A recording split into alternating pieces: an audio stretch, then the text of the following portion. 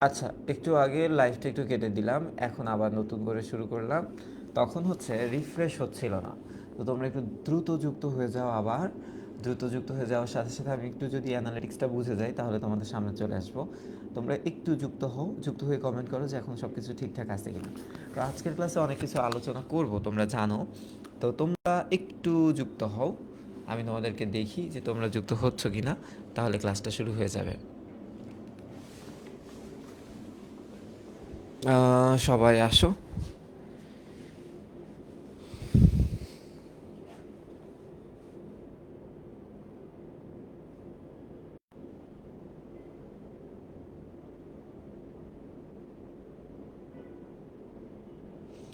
Clear তো না? আসলে আমি এখন বুঝতে পারতেছি না, কারণ আচ্ছা সমস্যা নেই। কারণ হচ্ছে কমেন্টও পপ আপ হচ্ছে না, কতজন লাইভ আছে এটা দেখা যাইতেছে না স্ক্রিনে। এখন আজকে আমাদের আলোচনার বিষয়টা কি বলতো? আজকে আমাদের আলোচনার বিষয় হচ্ছে বাংলা সেকেন্ড পেপার। এখন বাংলা সেকেন্ড পেপার কেন ধরলাম? কারণ 2 দিন আমরা বাংলা ফার্স্ট পেপার পড়ে একটু জিনিসটা বোরিং হয়ে গেছে, তাই না? তো এখন তো আমাদের একটু জীবনে একটু বোরডমটাকে কাটাইতে হবে। তো এই কারণে আমি বাংলা ফার্স্ট পেপারটাকে একটু অফ দিলাম, সেকেন্ড পেপারটাকে নিয়ে আসলাম, আবার চেঞ্জ করে ফেলবো একে অপরের সাথে, ঠিক আছে? তোমাদের চিন্তার কোনো কারণ নেই। বাংলা ফার্স্ট পেপারের উপরে যে 10টা ক্লাস হওয়ার কথা সে 10টাই হবে, বাংলা সেকেন্ড পেপারের উপরে যেই 8টা ক্লাস হওয়ার কথা সে 8টাই হবে, চিন্তার কোনো কারণ নাই। এখন কাহিনী হচ্ছে, আজ আমাদের আলোচনার বিষয় হচ্ছে এই যে এই 5টা অধ্যায়, ঠিক আছে? কোন 5টা অধ্যায় বলো তো? প্রথমে আমরা আলোচনা করব ধ্বনি ও বর্ণ নিয়ে, ধ্বনি ও বর্ণ, এই পার্টটা নিয়ে আলোচনা করব। তারপর যেহেতু আমরা জানি যে ধ্বনি 2 ধরনের হয়, একটা স্বরধ্বনি, ব্যঞ্জনধ্বনি, তো আমরা এর পরের চ্যাপ্টারটা পড়ব হচ্ছে স্বরধ্বনি নিয়ে, স্বরধ্বনি নিয়ে। তারপরে আমাদের চ্যাপ্টারে পড়াটা হচ্ছে ব্যঞ্জন ধ্বনি নিয়ে, ব্যঞ্জন ধ্বনি নিয়ে, ঠিক আছে? ব্যঞ্জন ধ্বনি। এরপরে আমরা পড়ব হচ্ছে ধ্বনির উচ্চারণ, হ্যাঁ, বা বর্ণের উচ্চারণ। এই পার্টটা হয়ে গেলে শেষে আমরা শব্দ ও পদের গঠন করব। শব্দ ও পদের গঠন, গঠন। তাহলে একটু আমাদেরকে বলো তোমরা সবাই রেডি আছো কি না? তাহলে আমরা লাইন বাই লাইন পড়াটা শুরু করব, ঠিক আছে? কোথা থেকে শুরু করব? ধ্বনি ও বর্ণ থেকে আমরা পড়াটা শুরু করব। তো দেখি, তোমরা একটু কমেন্ট করো তো। হুম। হ্যাঁ, আজকে 5টা চ্যাপ্টার, আদারওয়াইজ তো শেষ করা সম্ভব না। কিন্তু 5টা চ্যাপ্টারেরই বই পড়বো আমরা, ঠিক আছে? 5টা চ্যাপ্টারেরই বই পড়বো।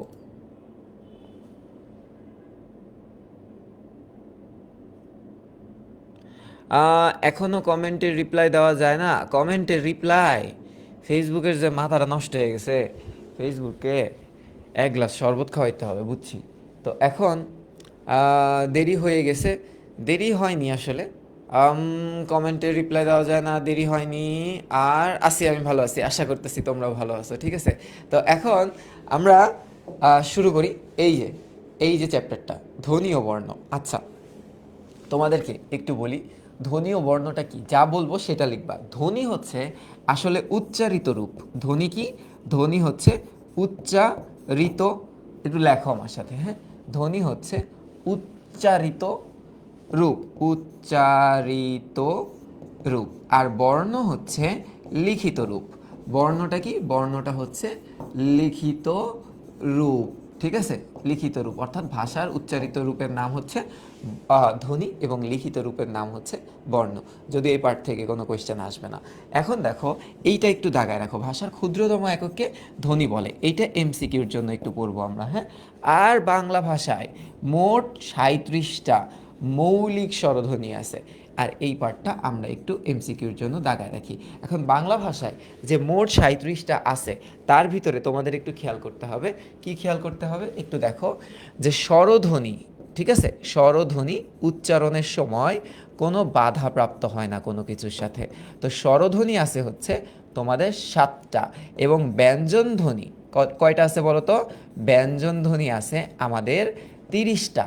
তাহলে মোটে মিলায় হয় 37টা, ঠিক আছে? মোট মিলায় হয় 37টা।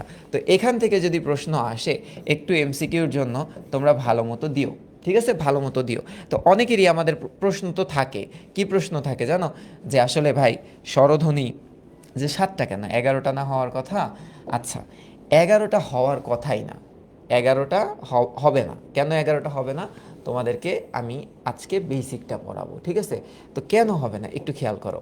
আমরা জানি, একটু দেখো যে স্বরে অ, হ্যাঁ, তারপর কি আছে স্বরে আ, তারপরে রস্বই, দীর্ঘই, রস্যু, তারপরে দীর্ঘ, হ্যাঁ।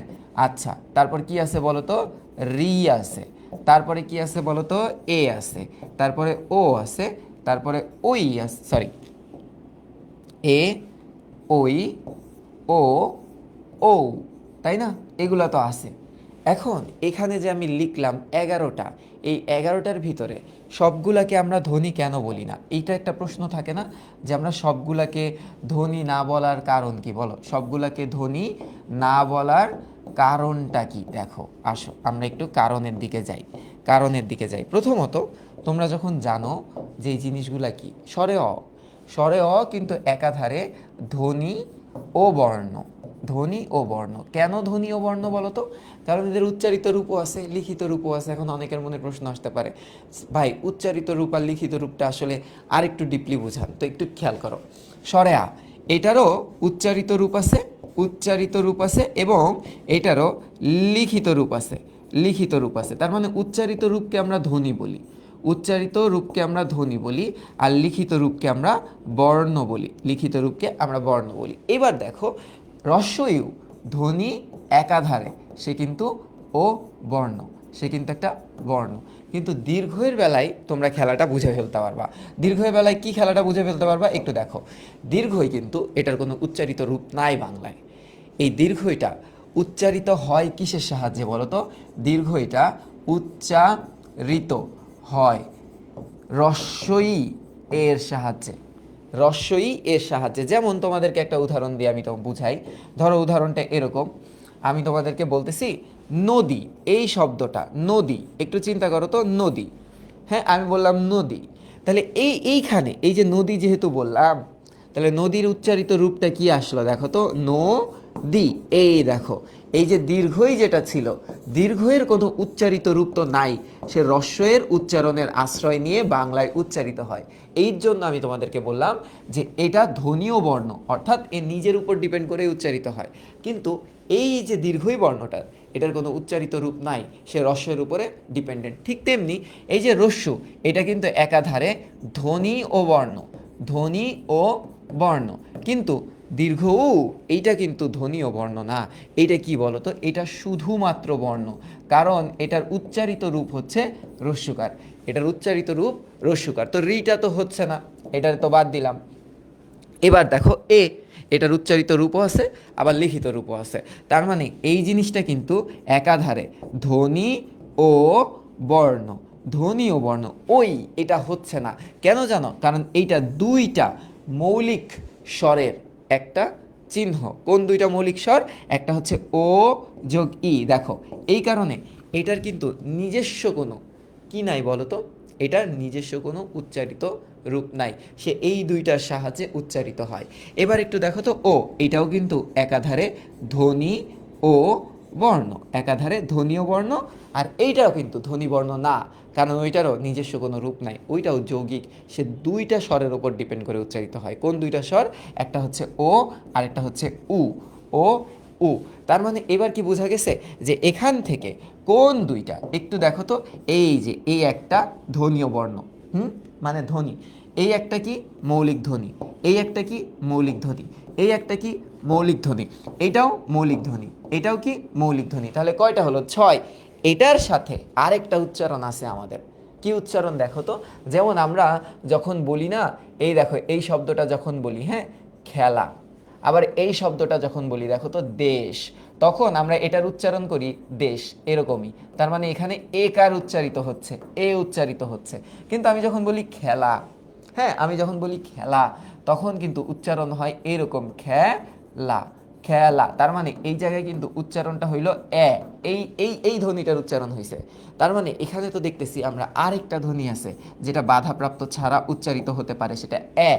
এ শুধুমাত্রই ধ্বনি, এটার কোনো বর্ণ নাই, এটার কোনো বর্ণ নাই। তাহলে কয়টা গেল বলো তো? এই 7টা। তাহলে তোমাদেরকে যদি বলা হয়, কখনো যদি প্রশ্ন করে যে মৌলিক স্বর কয়টা, তোমাদের কি প্রশ্ন করলো? প্রশ্ন করলো হচ্ছে মৌলিক, হ্যাঁ, মৌলিক স্বর, মৌলিক স্বর কয়টা? তাহলে তোমাদের অ্যান্সার হবে 7টা।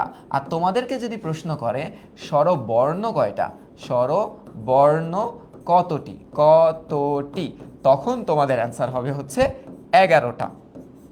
তখন তোমাদের অ্যান্সার হবে 11টা। বলো তো এই পার্টটুকু উঠানো হয়েছে কিনা?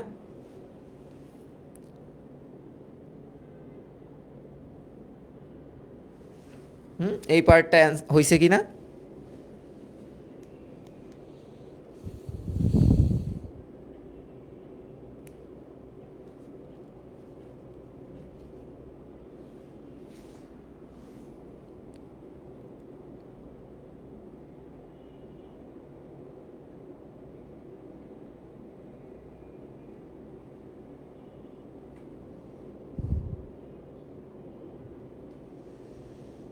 আজকে কমেন্টই পপ আপ করতেছে না রে।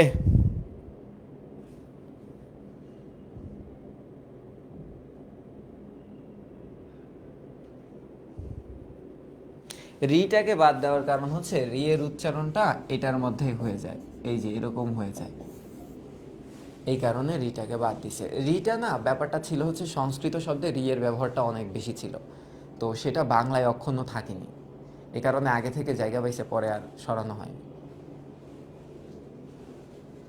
আচ্ছা, এইবার এইবার এইবার এবার একটু খেয়াল করো, এবার একটু খেয়াল করো, হ্যাঁ এবার একটু খেয়াল করো। তাহলে এই পার্টটাতে যখন আমরা আসলাম, এই পার্টটাকে যখন আমরা আসলাম, এই যে মৌলিক স্বরধ্বনি যে 7টা, এমসিকিউর জন্য যে এই পার্টটা আছে, এই পার্টটা আমাদের হয়ে গেছে। হ্যাঁ, এই পার্টটা হয়ে গেছে। এবার দেখো মৌলিক ব্যঞ্জন ধ্বনি কয়টা, এটা নিয়ে হচ্ছে আমাদের কোয়েশ্চেন। তো প্রথমত স্বরধ্বনি কাকে বলে? যেসব ধ্বনি উচ্চারণের সময় কোথাও বাধাপ্রাপ্ত হয় না, সেগুলো স্বরধ্বনি, এটা আমরা জানি। আর যদি কোনো জায়গায় একটু হলেও বাধাপ্রাপ্ত হয়, সেগুলাকে বলা হয় ব্যঞ্জন ধ্বনি। এগুলো ছোটোবেলা থেকে আমরা পড়ে আসতেছি। ধ্বনির প্রতীককে বর্ণ বলা হয়, এইটা এমসিকিউতে। এই যে ধ্বনিকে যখন প্রকাশ করবা, যে চিহ্নটা দ্বারা আ যখন আমরা প্রকাশ করি, যে চিহ্নটা দ্বারা প্রকাশ করি, সেটাকে আমরা কি বলি? সেটাকে আমরা বলি বর্ণ। এবার একটু দেখো, এই বর্ণ কানে শোনার বিষয়কে চোখে দেখার বিষয়ে পরিণত করছে। এইটা যদি খুব ম্যাক্স লেভেলের হার্ড এমসিকিউ হয়, তবে এই এমসিকিউটা তোমাদের আসবে। এবার দেখো, ভাষার সবগুলো বর্ণকে একত্রে বলা হয় বর্ণমালা। সবগুলা যদি আমি একত্রে নেই, সবগুলা, তবে হবে বর্ণমালা। তাহলে বর্ণমালার কনসেপ্টটা কেমন আসলো? ধরো এই যে বর্ণমালা, মালা মানে তো অনেকগুলা, তাই না? তাহলে বাংলা বর্ণমালার সংখ্যা কয়টা? অ্যান্সার হবে একটা। বাংলায় বর্ণমালার সংখ্যা হচ্ছে একটা। কিভাবে একটা হয়েছে? কারণ এদিক থেকে আমাদের স্বরধ্বনি আসছে, এদিক থেকে আসছে হচ্ছে স্বরধ্বনি, প্লাস এদিক থেকে আসছে হচ্ছে আমাদের ব্যঞ্জন ধ্বনি। স্বরধ্বনি প্লাস এদিক থেকে আমাদের আসলো ব্যঞ্জন ধ্বনি। তাহলে স্বরধ্বনি আর ব্যঞ্জন ধ্বনি মিলে কি হয়? একটা বর্ণমালা হয়, একটা বর্ণমালা, ব্যঞ্জন ধ্বনি। ঠিক আছে? তাহলে এইদিকে স্বর বর্ণ কয়টা? 11টা। আর এইদিকে কয়টা? 39। তার মানে টোটাল এই 50, এই 50টা বর্ণ মিলে কি হয়? বাংলা বর্ণমালা হয়। এই ব্যাপারটা একটু খেয়াল রেখো। তাহলে এখন স্বরধ্বনি শিখলাম, আমরা ব্যঞ্জন ধ্বনির দিকে একটু যাই। তাহলে ব্যঞ্জন ধ্বনি যখন আমরা শিখবো, একটু খেয়াল করো ব্যঞ্জন বর্ণ কয়টা আছে দেখো তো। ব্যঞ্জন বর্ণ এই জায়গায় তোমরা দেখতে পাইতেছো কয়টা আছে? 39টা আছে। তো 39টার ভিতরে সবগুলো তো বর্ণ না, এখানে সবগুলো তো ধ্বনি না, সবগুলো কি বলো তো? সবগুলো ধ্বনি, ধ্বনি না, এখানে কিন্তু সবগুলো ধ্বনি না, কয়েকটার উচ্চারিত রূপ আছে আর কয়েকটার উচ্চারিত রূপ নাই। তাহলে একটু বলো ধ্বনি কয়টা, ব্যঞ্জন ধ্বনি কয়টা? একটু আগে আমরা দেখে আসছি যে মৌলিক ধ্বনি 37টা, তার ভিতরে স্বরধ্বনি হচ্ছে 7টা। তাহলে ব্যঞ্জন ধ্বনি কয়টা হবে? ব্যঞ্জন ধ্বনি হবে হচ্ছে 30টা। ব্যঞ্জন ধ্বনি কয়টা হবে? 30টা হবে। তার মানে এখানে বর্ণ আছে টোটাল 39টা, যার ভিতরে 30টার নিজস্ব উচ্চারিত রূপ আছে, আর বাকি 7টার, বাকি 9টার নিজস্ব কোনো উচ্চারিত রূপ নাই, কোনটার নাই? একটু আমরা খেয়াল করবো এক এক করে। হ্যাঁ, তো ধরো নর্মালি একটু ইজি থেকে যাই। এই যে মূর্ধন্য, মূর্ধন্যের কিন্তু কোনো উচ্চারিত রূপ নাই। মূর্ধন্য উচ্চারিত হয় কিভাবে জানো? মূর্ধন্য উচ্চারিত হয় হচ্ছে দন্তন্য ওর উপর আশ্রয় করে, মানে দন্তন্যয়ের যে উচ্চারণ, সেটাই মূর্ধন্যয়ের উচ্চারিত রূপ হিসেবে পরিচিত। এবার একটু খেয়াল করে আমরা দেখো আর কোনটা হতে পারে। যেমন এই যে বর্গীয় জ, এই যে বর্গীয় জ, আমাদের তো বর্গীয় জ আছেই, হ্যাঁ বর্গীয় জ আছেই, কিন্তু এই যে অন্ত্যস্ত জ আছে না, এই অন্ত্যস্ত জ কিন্তু শুধুমাত্রই বর্ণ, লেখার টাইমে আমরা অন্ত্যস্ত জ ইউজ করি, কিন্তু উচ্চারণের টাইমে বাংলা বর্ণমালায় আমরা কিন্তু এই বর্গীয় জটাকে নিয়ে আসি। তার মানে এখানে লিখলাম যে অন্ত্যস্ত জ, এটার উচ্চারিত রূপ কি? এটার উচ্চারিত রূপ হচ্ছে বর্গীয় জ, এটার উচ্চারিত রূপ বর্গীয় জ। তাহলে এই যে গেল, দুইটা চলে গেল। এরপরে আর কি আছে বলো তো? এই যে মূর্ধন্য স আছে না, এই মূর্ধন্য স এটার কিন্তু উচ্চারিত রূপ তালব্য স। তার মানে এই মূর্ধন্য স বাংলায় উচ্চারিত কোনো রূপ নাই, সে তালব্য স ওপর ভর করে উচ্চারিত হয়, তালব্য স এর উপর ভর করে সে উচ্চারিত হয়। এরপরে আর কি আছে বলো তো? এই যে খণ্ডত্ব, এই যে খণ্ডত্ব, এই খণ্ডত্বটা এই যে ত বর্ণের বা ত ধ্বনির বদ্ধ রূপ বলা হয় এটাকে। যেমন আমি যদি উচ্চারণ করি, ধরো উৎপাত, এই যে উৎপাত, ঠিক আছে, এটা তো লিখিত রূপ, বানান লিখছি, কিন্তু এটার উচ্চারিত রূপ কিরকম হবে বলো তো? এই যে খণ্ড ত কিন্তু উঠে যাবে, উৎপাত, উৎপাত, এরকম হবে। তো এইটাকে বলা হয় ত বর্ণের বদ্ধ রূপ বা অনুবর্ণ বলা হয়। তাহলে এই যে গেল, এইটাও গেল, তাহলে কয়টা গেল? 1 2 3 4টা গেল। এখন বলো তো আর কি কি হতে পারে? এই যে দেখো অনুস্বার, এই যে অনুস্বারটা আছে না, এই অনুস্বারটা অনেক সময় উ এর মতো উচ্চারিত হয়। কিসের মতো? উ এর মতো। তার মানে অনুস্বারের উচ্চারিত রূপ হচ্ছে উ। এইবার আরেকটা দেখো, তার মানে এটা গেল। এবার আসো বিসর্গ, এই যে বিসর্গ, এই বিসর্গ এটার উচ্চারিত রূপ হচ্ছে হ বর্ণের বদ্ধরূপ, হ বর্ণের বদ্ধরূপ।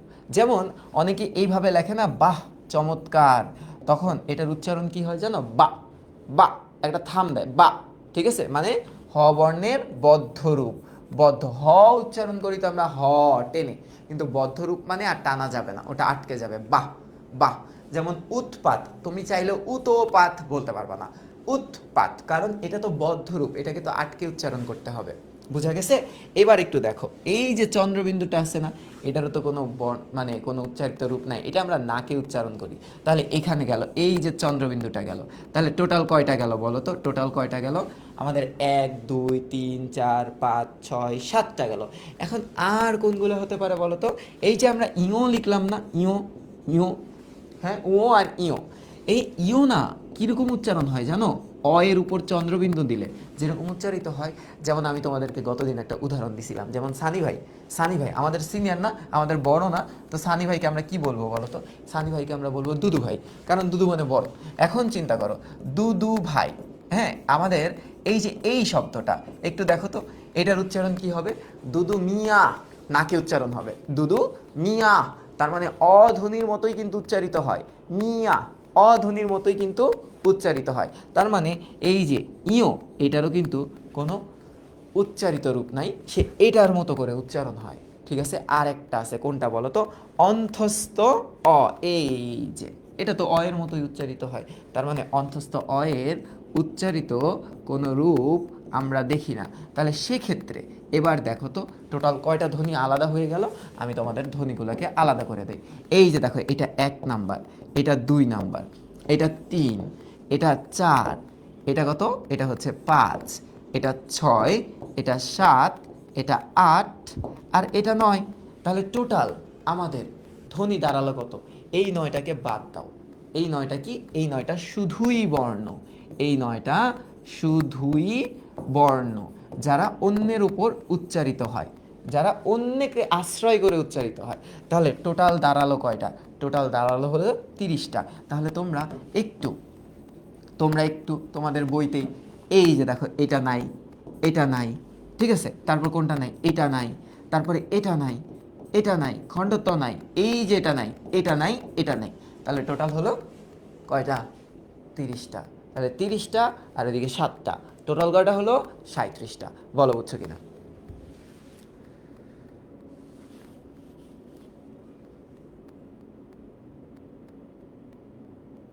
হুম, ক্লিয়ার? ক্লিয়ার? ওকে। এবার দেখো কার বর্ণ কি? কার বর্ণ হচ্ছে কিসের সংক্ষিপ্ত রূপ? এই যে দেখো, স্বরবর্ণের সংক্ষিপ্ত রূপকে বলা হয় কার বর্ণ। এটা এমসিকিউর জন্য লাগবে। কার বর্ণ কয়টা? কার বর্ণ হচ্ছে 10টা, 10টা। এটাও এমসিকিউ এর জন্য লাগবে 10টা। নাই কোনটার? নাই হচ্ছে অধ্বনির। নাই কিসের? নাই হচ্ছে অধ্বনির, অধ্বনির নাই। এটা একটু মনে রাখো যে এই যে সবগুলা কার বর্ণের স্বতন্ত্র ব্যবহার নেই। স্বতন্ত্র ব্যবহার মানে কি, একা ব্যবহার হতে পারে না, একা ব্যবহৃত হতে হতে পারে পারে না, সে কোনো না কোনো ব্যঞ্জনের সাথে যুক্ত হয়ে উচ্চারিত হয় বা ব্যবহৃত হয়। এখন একটু দেখো, এগুলো ব্যঞ্জনের আগে, পরে, উপরে, নিচে বা উভয় দিকে যুক্ত হয়। তাহলে প্রশ্নটা আসতে পারে কিভাবে জানো, কোথায় কোথায় যুক্ত হয়? কতে দিল আগে, ধরো কতে দিল আগে, খতে দিল পরে, গতে দিল উপরে, আর ঘতে দিল সবগুলো। তাহলে অ্যান্সার তো সবগুলোই হবে, এটা একটু জানো। কোনো ব্যঞ্জনের সঙ্গে কার না থাকলে, হসন্ত না থাকলে ব্যঞ্জনটির সঙ্গে একটা অ আছে বলে ধরে নেওয়া হয়, অ আছে বলে ধরে নেওয়া হয়। যেমন আমি তোমাদেরকে উচ্চারণটা বলি, ধরো এই যে আমি বলতেছি না কবি, হ্যাঁ আমি বলতেছি না কবি, এখন একটু চিন্তা করো, এই কয়ের সাথে কিন্তু একটা অধ্বনি আছে, যেই অধ্বনিটা পরবর্তীতে ওতে পরিণত হয়, এর জন্য উচ্চারণটা হয় কি, কবি।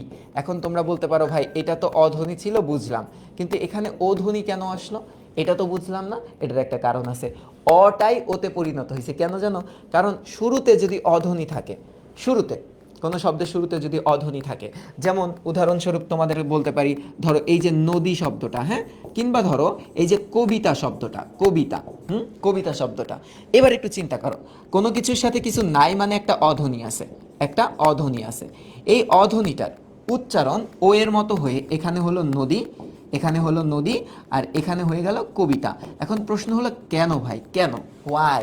তোমরা সিম্পলি মনে রাখবা, স্বরে অ, হ্যাঁ, মানে আদ্য অ, আদিতে যদি অধ্বনি থাকে তো ব্যঞ্জন ধ্বনি তো অধ্বনি না। তোমরা বলতে পারো ভাই ব্যঞ্জন তো অধ্বনি না, আরে ব্যঞ্জন তো অধ্বনি।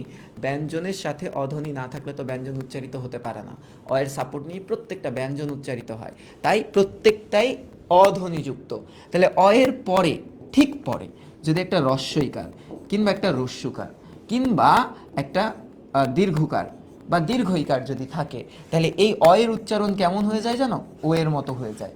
যেমন তোমাদেরকে বলি, তোমরা যখন লেখো না অনু, তোমরা লেখো না অনু, অনুর উচ্চারণটা কেমন হয় বলো তো? অনু বলো নাকি অনু বলো? তোমরা তো আবার অনেক পশ, তোমরা তো কথায় কথায় পানিকে বলো ওয়াটার, ভাতকে বলো রাইস, ঠিক আছে? তাহলে কি হবে বলো তো?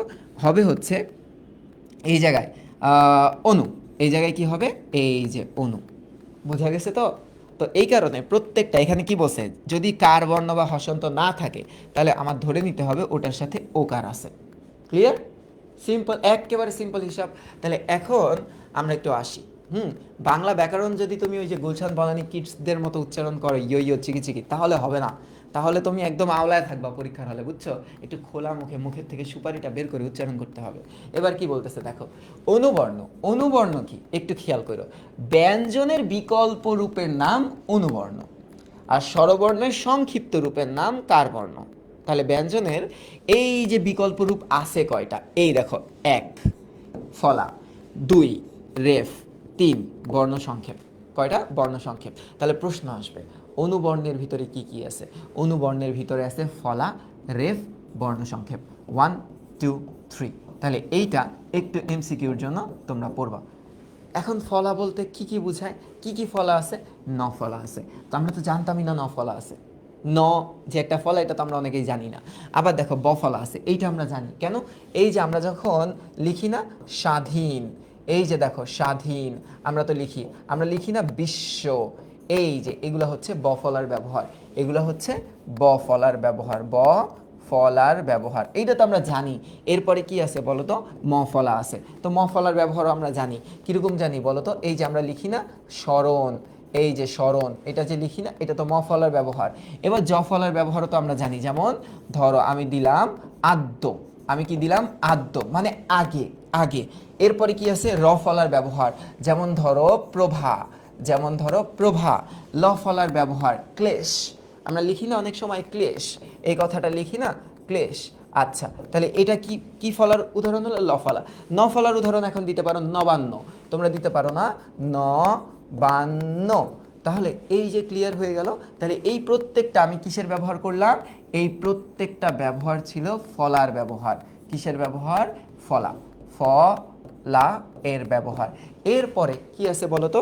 এরপরে ধরো আমাদের র ফলার ব্যবহার, সরি র এর একটা অনুবর্ণ আছে যেটাকে বলা হয় রেফ। যেমন ধরো সূর্য, সূর্য, এই যে এটা হচ্ছে এই রেফের ব্যবহার, এটা তো তোমরা জানোই। এরপরে বর্ণ সংক্ষেপের ব্যবহার আছে। কিসের ব্যবহার? বর্ণ সংক্ষেপ। যেমন এইটা আমরা বঙ্কিম লেখার টাইমে এই উমোটা ব্যবহার করি। তারপর কি দ, ন, ম, মূর্ধন্য স, দন্ত স। তাহলে এছাড়াও খণ্ডত বর্ণটি একটি বর্ণ সংক্ষেপ, যা বাংলা বর্ণমালায় স্বতন্ত্র বর্ণ হিসেবে, এখানে কিন্তু বলছে বর্ণ হিসেবে ব্যবহৃত হয়। বাংলা বর্ণমালায় এগুলা কি তোমরা দেখো? এরকম তো দেখো না। তার মানে এরা স্বতন্ত্র না। এরা কখন থাকে বলো তো? এরা যুক্ত অবস্থায় ব্যবহৃত হয়। কি অবস্থায়? যুক্ত অবস্থায় ব্যবহৃত হয়। অবস্থায়, হ্যাঁ, যুক্ত অবস্থায় ব্যবহৃত হয়। কিন্তু এইটা দেখো তো, এইটা কি যুক্ত অবস্থায় ব্যবহৃত হয়? ও তো সিঙ্গেলই ব্যবহৃত হয়। ও আমার মতো, হ্যাঁ, ও আসলে কারোর ধার ধারে না। ও একটা সিংহ পুরুষ বর্ণ। তার মানে এ সিঙ্গেল ইউজ হয়, এর ইউজ হয়। এই ব্যাপারটা একটু তোমাদের মাথায় রাখতে হবে। এই ব্যাপারটা কি করতে হবে? একটু মাথায় রাখতে হবে। এইবার আসো যুক্ত বর্ণ। যুক্ত বর্ণ মনে রাখবা স্বচ্ছ এবং অস্বচ্ছ দুই প্রকার। কি? একটাকে ইজিলি তুমি চিনতে পারবা, এটা চেনা যায়, এটা চেনা যায়, দেখলেই বুঝে ফেলবা, হ্যাঁ। আর এইটা চেনা যাবে না। যেমন আজকে থেকে যদি আমি, আজকে আমাকে চেনা যাচ্ছে, তার মানে আজকে আমি স্বচ্ছ। ধরো আগামী 10 বছর পর আমি দাড়ি রাখছি, এই বুক পর্যন্ত দাড়ি রাখছি, চুল রাখছি ধরো কোমর পর্যন্ত, তুমি কি আমারে চিনবা? তুমি তো আমারে চিনবা না। তখন আমি হয়ে যাব অস্বচ্ছ। তার মানে একটু দেখো, চেনা যায় কোনটা? চেনা যায় স্বচ্ছটাকে চেনা যায়, হ্যাঁ, আর এটাকে চেনা যায় না। খেয়াল করো, এখানে যদি আমরা এই বর্ণটাকে দেখি, এই বর্ণ, এই বর্ণটাকে দেখলে কি আমাদের চেনা যাবে বলো তো? এই বর্ণটাকে দেখলে চেনা যাবে? কি মনে হচ্ছে? চেনা তো যাবে না, ইজিলি তো চেনা যাচ্ছে না। কেন চেনা যাচ্ছে না? কারণ এটা তো ক যোগ র ফলা, তাই না? এটাকে তো চেনা যাবে না, স্বাভাবিকভাবেই চেনা যাবে না। তো যেটাকে চেনা যায় না সেটা হচ্ছে অস্বচ্ছ। আর যেটাকে চেনা যায়, যেমন ধরো এই যে এইটা দেখলেই মনে হচ্ছে যে ওটার সাথে দুইটা দ আছে, দুইটা দ আছে। তাইলে একটু দেখো, এইটা হচ্ছে অস্বচ্ছ, অস্বচ্ছ, আর এইটা হচ্ছে স্বচ্ছ, এটা হচ্ছে স্বচ্ছ। এই ব্যাপারটা একটু খেয়াল রেখো। আর এখান থেকে মনে রাখবা একটা এমসিকিউ আসবেই, একটা এমসিকিউ আসবে। বিশেষ করে যে এমসিকিউগুলো আসে আমি তোমাদেরকে একটু বলি, তোমরা এই অংশটা একটু পড়বা, এইটা একটু পড়ে রাখবা। তারপরে এই যে হ আর ম, হ্যাঁ, হ আর ম, এইটা একটু তোমরা পড়ে রাখবা। তারপরে এইটা দেখবা, এই যে কৃষ্ণ লেখার টাইমে আমরা যেটা ব্যবহার করি, এইটা একটু মনে রাখবা। দেখবা ঘুরে ফিরে এই তিনটার মধ্য থেকেই তোমাদের প্রশ্নগুলো হয়, ঠিক আছে? এই তিনটার মধ্য থেকেই প্রশ্নগুলো হয়। এছাড়াও সংখ্যাবর্ণ আছে, তোমরা জানো সংখ্যাবর্ণ কি, 0 থেকে 9 পর্যন্ত, বা 1 থেকে 9, তারপর 0 পর্যন্ত।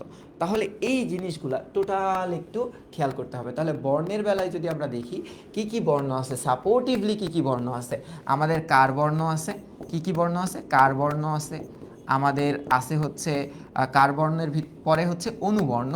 অনুবর্ণের ভিতরে কিন্তু টোটাল 3 ধরনের বর্ণ আছে। একটা হচ্ছে ফলা, একটা হচ্ছে রেফ, আরেকটা কি জানি পড়লাম, বর্ণ সংক্ষেপ। তারপরে আমরা পড়লাম হচ্ছে যুক্ত বর্ণ, যুক্ত বর্ণ, এবং লাস্টলি আমরা পড়লাম সংখ্যা বর্ণ। তাহলে এই যে মূল বর্ণের বাইরেও সংখ্যা বর্ণ, এই জিনিসগুলো আমরা বাংলায় ব্যবহার করে থাকি। তাহলে এই 4টার ব্যাপারে একটু ভালো মতো আইডিয়া নিয়ে রেখো, এই 4টার ব্যাপারে একটু ভালো মতো আইডিয়া নিয়ে রেখো, ঠিক আছে?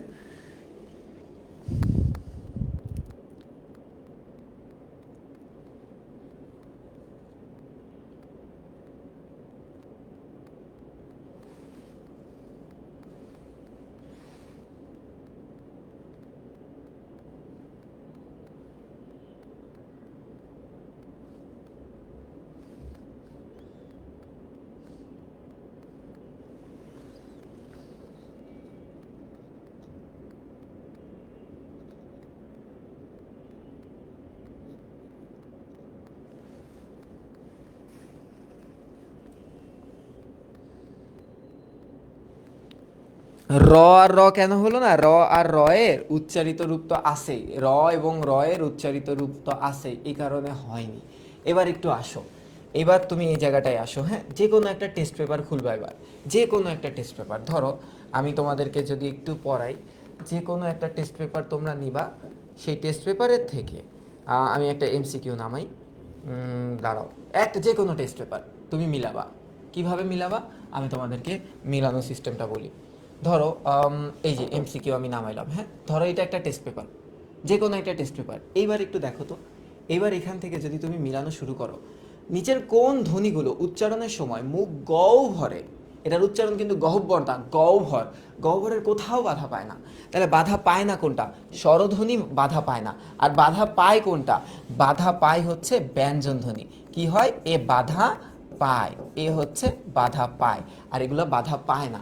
তাহলে এইবার একটু আসো তো, দেখো যে কোনো একটা টেস্ট পেপার খোলো, প্রত্যেকটা টেস্ট পেপার সেম, প্রত্যেকটা টেস্ট পেপারই সেম। এবার একটু দেখো তো, নিচের কোন জোটটি যুক্ত বর্ণের রূপভেদকে প্রকাশ করে? যুক্ত বর্ণের রূপ, দুইটা রূপ, একটা হচ্ছে স্বচ্ছ, একটা অস্বচ্ছ। যেমন একটু আগেই তোমরা দেখলা যে এইটা, এই যে এইটা হচ্ছে অস্বচ্ছ। আর স্বচ্ছ কোনটা বলো তো? স্বচ্ছ হচ্ছে এই যে দ দ, এটা হচ্ছে স্বচ্ছ। তাহলে এটা সিম্পল হিসাব। এবার একটু দেখো তো, যে বাংলা ভাষায় মৌলিক স্বরধ্বনি কয়টা? বাংলা ভাষায় মৌলিক স্বরধ্বনি 7টা, বাট মৌলিক স্বরবর্ণ কয়টা? মৌলিক স্বরবর্ণ হচ্ছে, সরি মানে স্বরবর্ণ হচ্ছে 11টা। তাহলে এগুলো তো হলো না। ধ্বনির প্রতীককে কি বলা হয়? ধ্বনির প্রতীককে, ধ্বনি যখন আমরা প্রকাশ করি, প্রতীক মানে তো লিখিত রূপ, তাই না? যেটা দেখে আমরা বুঝতে পারবো। তাহলে লিখিত রূপ কোনটা? লিখিত রূপ হচ্ছে বর্ণ।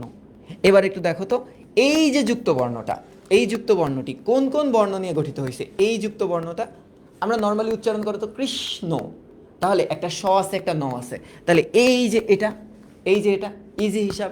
এর পরের প্রশ্নটার দিকে একটু আসো তো, পরের প্রশ্নটার দিকে একটু তাকাই আমরা। হ্যাঁ, পরের প্রশ্নটাতে আমাদের কি বলছে?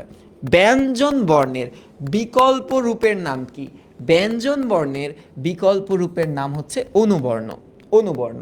আর স্বরবর্ণের সংক্ষিপ্ত রূপের নাম কি? কার বর্ণ। এটা কিসের? স্বরবর্ণের সংক্ষিপ্ত, সংক্ষিপ্ত রূপ। হ্যাঁ, সংক্ষিপ্ত রূপ। যেহেতু বেসিক তো, এই কারণে আর বাছাই করে এমসিকিউ করার কিছু নেই, গড়ে সব করে ফেলতে হবে। এই দেখো ফলা, ফলা এবং রেফ, এই ফলা এবং এই রেফ, এগুলা কি বলো তো? এগুলোও তো অনুবর্ণ, এগুলোও তো অনুবর্ণ। বোঝা গেল? এরপরের প্রশ্নটার দিকে আসো তো। এরপরের প্রশ্নটা কি বলছে দেখো, বাংলা কার বর্ণের সংখ্যা কয়টা? কার বর্ণের সংখ্যা 10টা। নাই কোনটার বলো তো? নাই কোনটার, কোনটার, নাই কোনটার? সেটা হচ্ছে অ, অ। ঠিক আছে, এরপরের প্রশ্নটার দিকে আমরা একটু চাই। দেখো এখানে কি বলছে, কোনো ব্যঞ্জনের সঙ্গে যদি কার বা হসন্ত না থাকে তবে কি হয়?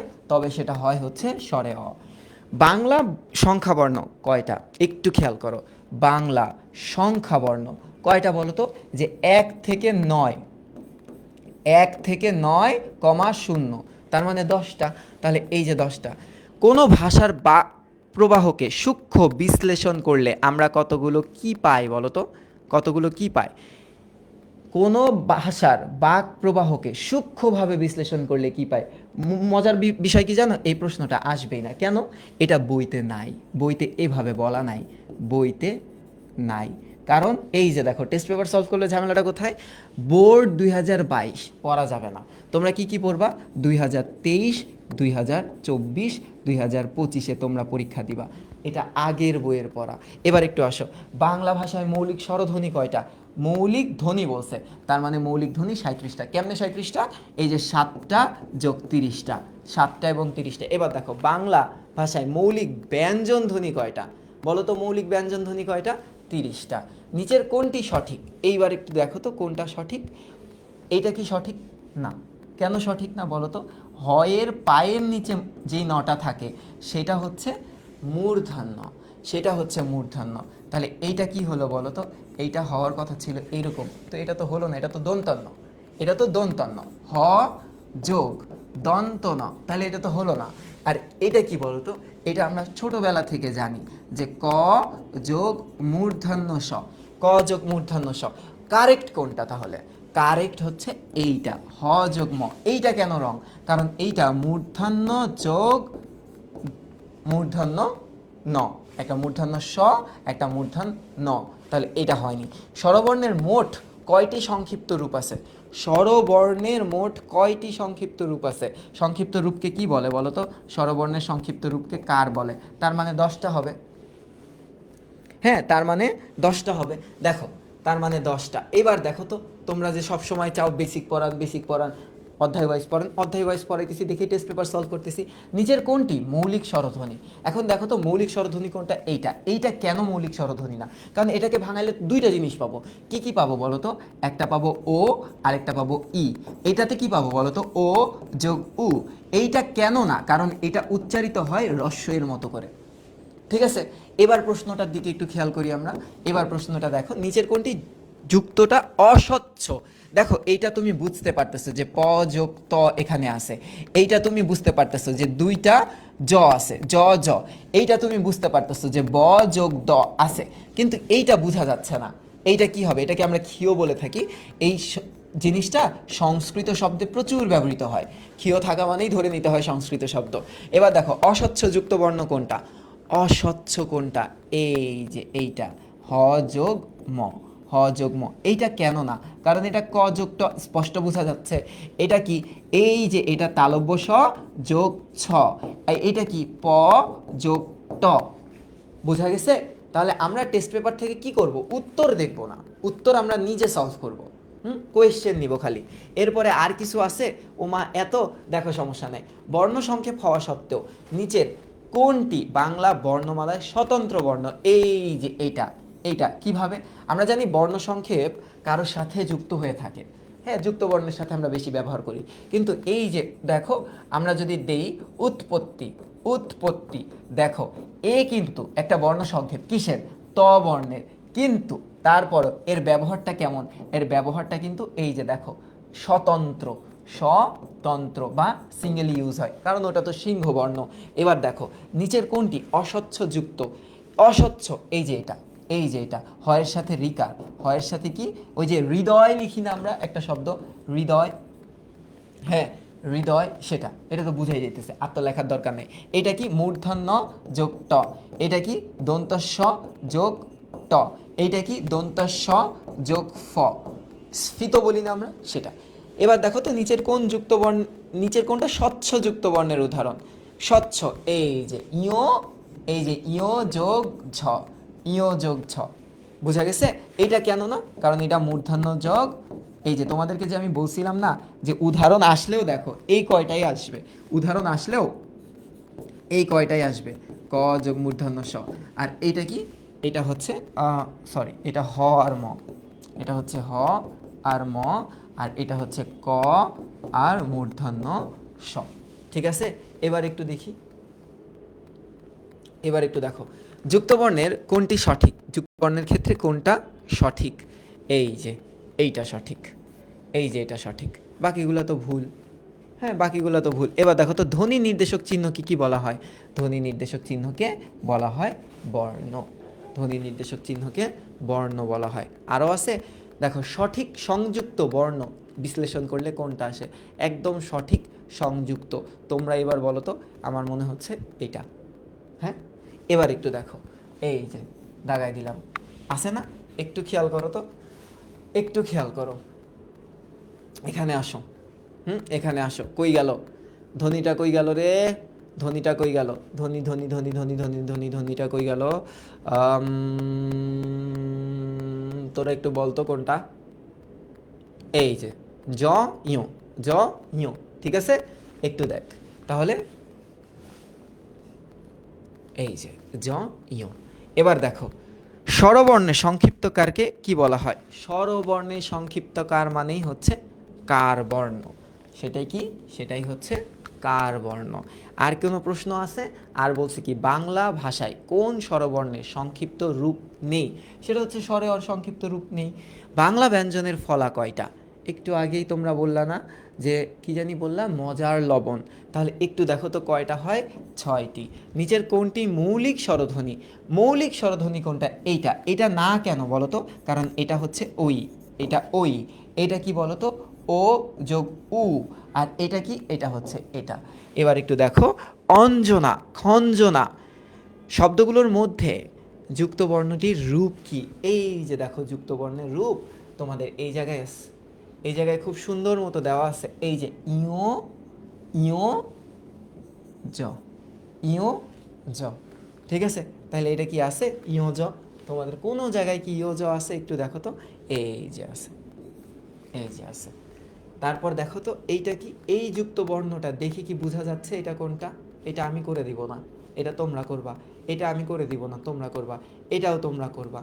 কোন শব্দে 3টি ব্যঞ্জন বর্ণের যুক্ত বর্ণ রূপ আছে, এটাও তোমরা করবা। এই যে এই জায়গায় আছে, হ্যাঁ, এই যে ব্যঞ্জনের যুক্ত রূপ আছে, এই যে দেখো রাষ্ট্র। এবার একটু দেখো তো উষ্ণ, এটা কোনটা? এইটা। এবারকে দেখো যুক্ত বর্ণ কত রকমের? যুক্ত বর্ণ 2 রকমের। এবার বলো চ্যাপ্টার 5 নিয়ে আর কোনো তো কোয়েশ্চেন নাই?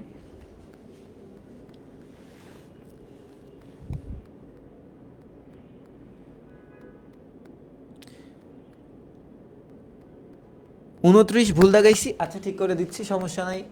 29 সি হবে, সি সি সি। আচ্ছা এই যে সরি, হ্যাঁ থ্যাংক ইউ, এই যে ওকে। এবার আসো, তাহলে চ্যাপ্টার 5 নিয়ে কোনো কোয়েশ্চেন নাই। এবার চলে যাব চ্যাপ্টার 6-এ। এবার কোথায় চলে যাব? চ্যাপ্টার 6-এ। দেখো চ্যাপ্টার 6 কি? স্বরধ্বনি। চ্যাপ্টার 6 কি? স্বরধ্বনি। তার আগে বইয়েরটা একটু প্র্যাকটিস করতে হবে না? বলো বলো, বাংলায় মৌলিক স্বরধ্বনি কয়টা? 7টা।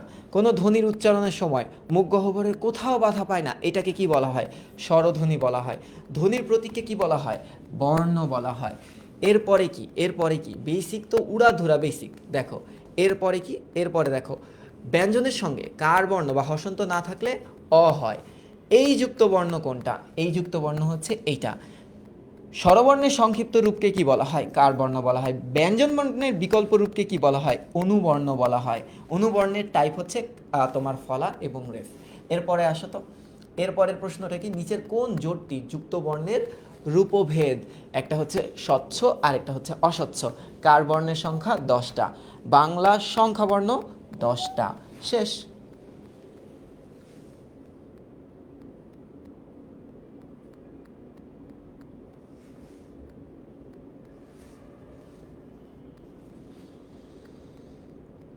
ওকে, এবার আসো, যদি ভুল দাগায় থাকি, তোমরা যদি জানো যে ওটা রাইট অ্যান্সার, ওটা ঠিক করে নিও, এতে কোনো সমস্যা নেই, ভুল হতেই পারে।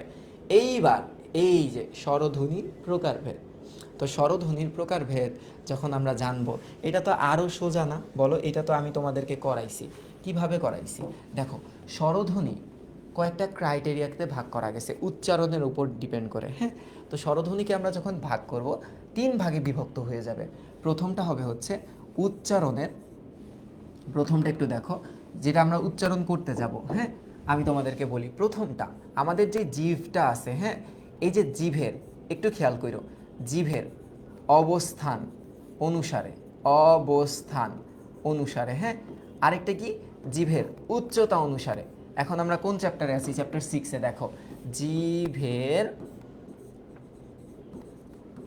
উচ্চতা, উচ্চতা অনুসারে, জিভের অবস্থান অনুসারে। আরেকটা কি বলতো? আরেকটা হচ্ছে ঠোঁট খোলা বা বন্ধ থাকার উপর ডিপেন্ড করে। তাহলে উন্মুক্তি যেটাকে বলে, ওটা খোলা বা বন্ধ আমি লিখে রাখলাম, খোলা বা বন্ধ, এটার উপর ডিপেন্ড করে। তাহলে একটু চিন্তা করে বলো আমাকে, একটু চিন্তা করে বলো, জিভের উচ্চতা অনুসারে স্বরধ্বনিকে কয় ভাগে বিভক্ত করা যায়? হ্যাঁ, কয় ভাগে বিভক্ত করা যায় বলো তো? 4 ভাগে, 4 ভাগে, হ্যাঁ। আচ্ছা, জিভের অবস্থান অনুসারে কয় ভাগে ভাগ করা যায়? 3 ভাগে ভাগ করা যায়। আর ঠোঁট খোলা বা ঠোঁটের উন্মুক্তির উপর ডিপেন্ড করে কত ভাগে ভাগ করা যায়? 4 ভাগে ভাগ করা যায়। এখন কাদেরকে ভাগ করব? 7টা স্বরধ্বনিকে ভাগ করব। কোন 7টা বলো তো? স্বরে অ, স্বরে আ, তারপর ধরলাম এ, তারপর ধরলাম ই, তারপরে উ, তারপরে এ, তারপরে ও। এই 7টাকে আমরা এখন ভাগ করব। এই 7টাকে আমাদের এখন ভাগ করতে হবে। তো চলো আমরা ভাগাভাগি শুরু করে দিই, হ্যাঁ। সম্পত্তির বন্টনটা শুরু করে দিই। তো ধরো আমি এখন চৌধুরী সাহেবের মেয়ের সাথে বিয়ে করছি। তো চৌধুরী সাহেবের মেয়ের তো আরও ভাই বোন আছে, আমার তো লস হয়ে গেছে, আমি তো আগে জানতাম না। তাহলে আমার সম্পত্তি তো এখন ভাগ করা লাগবে। তো এখন আমি ভাগ করব, স্বরবর্ণগুলোকেও ভাগ করে দিব, ঠিক আছে। কিভাবে ভাগ করব? প্রশ্ন আসবে, হ্যাঁ। প্রশ্ন আসবে কিভাবে? ধরো এই যে অ, হ্যাঁ, তোমাকে প্রশ্ন করলো, কি প্রশ্ন করলো? যে জিভের, হ্যাঁ, জিভের উচ্চতা, জিভের উচ্চতা, কমা, হ্যাঁ, জিভের অবস্থান, জিভের অবস্থান, অবস্থান, কমা। আরেকটা কি প্রশ্ন করবে জানো? যে ঠোঁটের উন্মুক্তি, হ্যাঁ, ঠোঁটের উন্মুক্তি বা ঠোঁট খোলা বা বন্ধ বন্ধ এর উপর ডিপেন্ড করে কত ভাগে ভাগ করা যায়। মানে ধরো চৌধুরী সাহেবের মেয়ে মানে বাবার কাছে, মানে চৌধুরী সাহেবের কাছে যখন আমি গেছি, তখন চৌধুরী সাহেব বলবে না, এই তুই কি করিস, তুই আমার মেয়েকে পছন্দ করেছিস, আমার মেয়েও তোকে পছন্দ করেছিস, তুই কি করিস। তখন আমাকে তো জেরা করা শুরু করবে, ইন্টারভিউ নেওয়া শুরু করবে। তো বলছে জিভের উচ্চতা, জিভের অবস্থান, জিভ ঠোঁট খোলা বা বন্ধ থাকবে, এটা শুই না তো আমার জিভ উল্টায় গেছে। আমি তো মাথা ঘুরে পড়ে গেছি, চৌধুরী সাহেব আমি তো আপনার মেয়েকেই খালি পছন্দ করেছিলাম, এই কোন ব্যাকরণ আপনি আমার সামনে নিয়ে আসলেন চৌধুরী সাহেব। চৌধুরী সাহেব আমি আপনার মেয়েকে ভালোবাসি, আপনাকে আমার মেয়ে, সরি, আমাকে আপনার মেয়েকে দিয়ে দেন। এই সব ব্যাকরণ দিয়ে আমি কি করব? ব্যাকরণ যদি জানতেই হয় তাহলে আমি আপনার মেয়েকে সাকিব স্যারের ক্লাসে ভর্তি করে দিব, তাই না? ব্যাপারটা এরকম বলবো না? তো এখন ঘটনাটা একটু দেখো, জিভের উচ্চতা অনুসারে, জিভের অবস্থান অনুসারে এবং ঠোঁট খোলা বা ঠোঁটের উন্মুক্তি অনুসারে স্বরে অ, এটা ব্যাখ্যা বা বিশ্লেষণটা করতে হবে। তোমার বিশ্লেষণটা করতে হবে স্বরে অ, এটা কি উচ্চ, এটা কি উচ্চ মধ্য, এটা কি নিম্ন মধ্য না নিম্ন। তো অনেক টাফ লাগে আমাদের, কিন্তু এই সাতটাই তো এই চার চার ভাগের ভিতরে পড়বে। তো এখন যদি আমরা একটু ভাগ করা শুরু করি, এই ভাগটা আমি কিভাবে করব?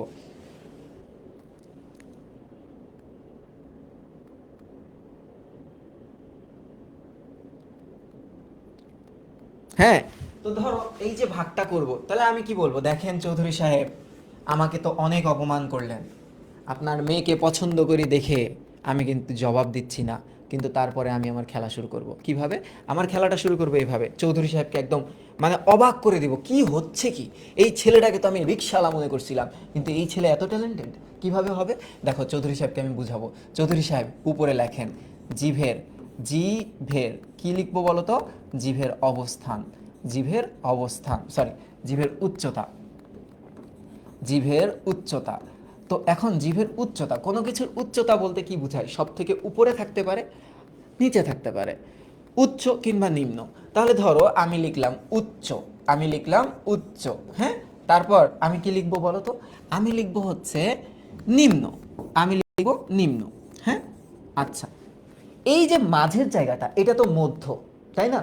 তাহলে উচ্চের সাথে যে মধ্যটা সেটা হচ্ছে উচ্চ মধ্য, আর নিম্নের সাথে যে জায়গাটা সেটা হচ্ছে নিম্ন মধ্য, নিম্ন মধ্য, ঠিক আছে? নিম্ন মধ্য, এটা তো বোঝা গেছে। তার মানে একটু বুঝবা যে জিভের অবস্থান অনুসারে স্বরধ্বনিকে কয় ভাগে ভাগ করা গেছে বলো তো? এই যে এই কয় ভাগে, চার ভাগে, এক, দুই, তিন, চার, চার ভাগে ভাগ করা গেছে। এইবার দেখো জিভের অবস্থান, জিভের অবস্থান অনুসারে, অবস্থান অনুসারে।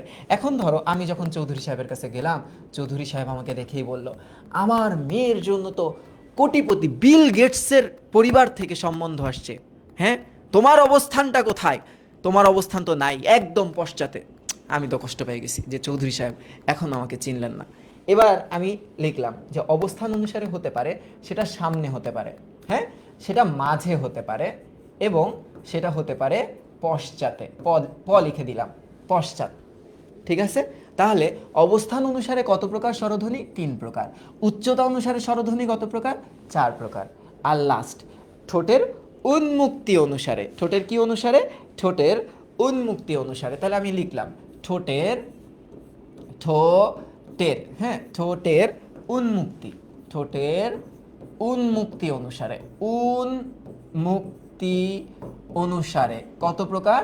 চার প্রকার, মনে রাখতে হবে। ঠোঁটের উন্মুক্তি অনুসারে চার প্রকার। কেমনে চার প্রকার বলো তো? আমি তোমাকে বলি, যদি ঠোঁট খোলা থাকে, যেমন চৌধুরী সাহেব যখন আমাকে চেতে যাবে তখন বলবে, আই ছেলে, ঠোঁটটা কি খোলাটা খুলছে, চৌধুরী সাহেব মনে হয় একটা পুরো আস্ত একটা কদু মুখের মধ্যে ঢুকাই দিতে পারবে। এবার একটু দেখো তো, তার মানে আমরা বলতে পারি যদি মুখটা খোলা থাকে, মুখটা যদি খোলা থাকে তাহলে সেটাকে আমরা বলি হচ্ছে বিবৃত। সেটাকে আমরা কি বলি? বিবৃত। মুখটা খোলা মানে কি? বিবৃত। এটার একটু উপরে লিখতে হবে কারণ সমানে সমান করতে হবে। আমরা বলি হচ্ছে বিবৃত। বিবৃত কথাটার মিনিংটা কি? খোলা, মুখটা ওপেন থাকবে। আর এটার বিপরীতটা কি হবে? বিবৃত। যেমন চৌধুরী সাহেব যখন বলছে তুমি কি করো, তখন আমার ঠোঁট তো চলে না, আমি কিছু করি না, পড়াই, ঠিক আছে? তাহলে এই দেখো ঠোঁটটা কি হবে? সংবৃত। কি হবে? সংবৃত। সংবৃত মানে তো ঢাকা। তাহলে এই যে মাঝখানের জায়গাটা আছে, এই জায়গায় তো কিছু হবে, এই জায়গায় হবে অর্ধ অর্ধ, মানে অর্ধেকটুক জায়গা। তাহলে এই সংবৃতর সাথে যেটা থাকবে সেটা হবে অর্ধ সংবৃত, অর্ধ সংবৃত। আর এই বিবৃতর জায়গায় যেটা থাকবে সেটা হবে অর্ধ বিবৃত, বিবৃত। ঠিক আছে? তাহলে স্বরধ্বনি আমরা কত ভাগে ভাগ করলাম? স্বরধ্বনি মূলত 3 ভাগে ভাগ করা যায়। সেটা হচ্ছে জিভের উচ্চতা অনুসারে, জিভের অবস্থান অনুসারে, ঠোঁটের উন্মুক্তি অনুসারে। জিভের উচ্চতা অনুসারে স্বরধ্বনিকে 4 ভাগে ভাগ করা যায়: উচ্চ, উচ্চ মধ্য, নিম্ন, নিম্ন মধ্য। অবস্থান অনুসারে সম্মুখ, মাঝে এবং পশ্চাৎ। মাঝে মানে মধ্য। আর ঠোঁট খোলা বা বন্ধের উপর ডিপেন্ড করে আরও 4 ভাগে ভাগ করা যায়। সেই 4 ভাগটা কি? সেই 4 ভাগ হচ্ছে এই যে 1, এই যে 2, এবং এই যে 3, এবং এই যে 4। তখন চৌধুরী সাহেব তো আমার উপরে ইমপ্রেস হয়ে গেছে। ওয়াও সাকিব, তোমাকেই তো আমি আমার মেয়ে দিব, এত সুন্দর করে বুঝাইছো। তারপর তো আমি তো চিল্লাই উঠছি, বলে চিল্লাইছি, বুঝছো? তাই আয়ের অবস্থানটা দিবে একদম মাঝখানে, কারণ ভরা মিটিংয়ের মাঝখানে আমি চিল্লাই উঠছি। ওখানে তো চৌধুরী সাহেবের অনেক গুন্ডা গুন্ডা ফ্রেন্ড ছিল, তাদের হাতে তো আবার ঢিসুম ঢিসুম ছিল। তা আমি চিল্লাই উঠছি, আমি তো খুশি, চৌধুরী সাহেব রাজি হয়ে গেছে না, তাহলে আমি বলে খুশি হয়েছি। তাহলে এই স্বরে আর অবস্থানটা দিবা হচ্ছে মাঝে। ঠিক আছে? দিবা কোথায়? দিবা হচ্ছে মাঝে। তাহলে এইবার দেখো স্বরে আ, হ্যাঁ, এই যে এই স্বরধ্বনিটার ক্রাইটেরিয়া অনুসারে এটাকে কি স্বরধ্বনি বলা যায়? স্বরে আ, দেখো জিভের অবস্থান অনুসারে এটা মধ্য স্বরধ্বনি। এবার দেখো ঠোঁটের উন্মুক্তি অনুসারে এটা একটা বিবৃত স্বরধ্বনি, কারণ উচ্চারণ করার টাইমে মুখ তো বিশাল খোলা থাকে। এবার দেখো তো জিভের উচ্চতা অনুসারে এটা কোন স্বরধ্বনি? এটা নিম্ন স্বরধ্বনি। ঠিক আছে? এটা নিম্ন স্বরধ্বনি।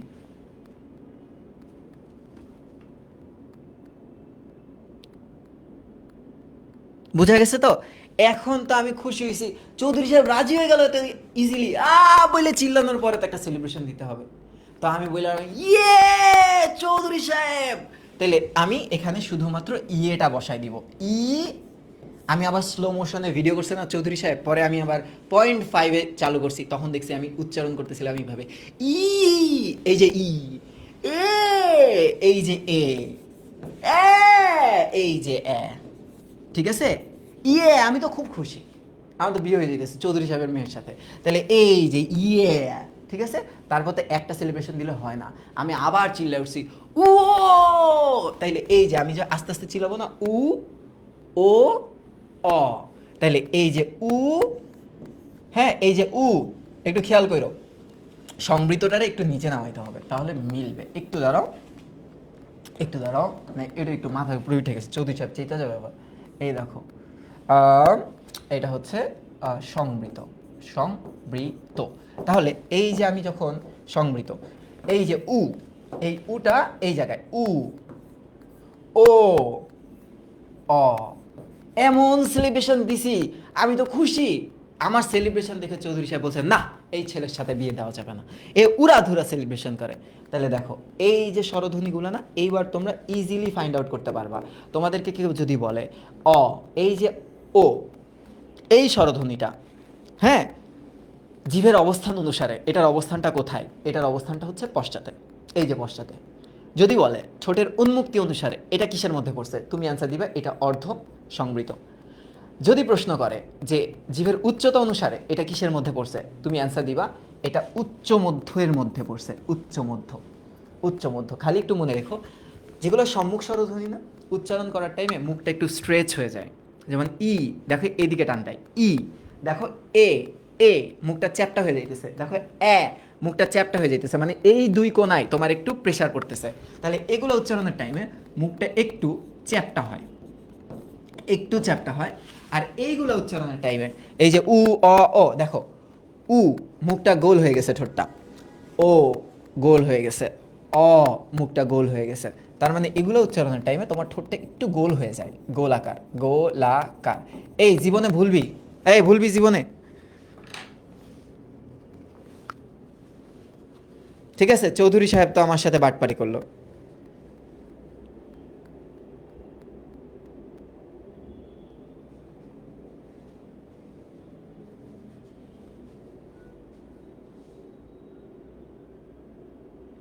তাহলে চৌধুরী সাহেব চিপিলে আমার থেকে এই জিনিসটা বুঝে নেয়, আমাকে ধোকা দিয়ে আমাকে বললো চলে যাও। আমি তখন বিল গেটসের ছেলের সাথে আমার মেয়ের বিয়ে দিব। পরে আমি তো দুঃখ কষ্টে তোমাদের কাছে চলে আসলাম। এই ছিল আমার জীবনের স্টোরি।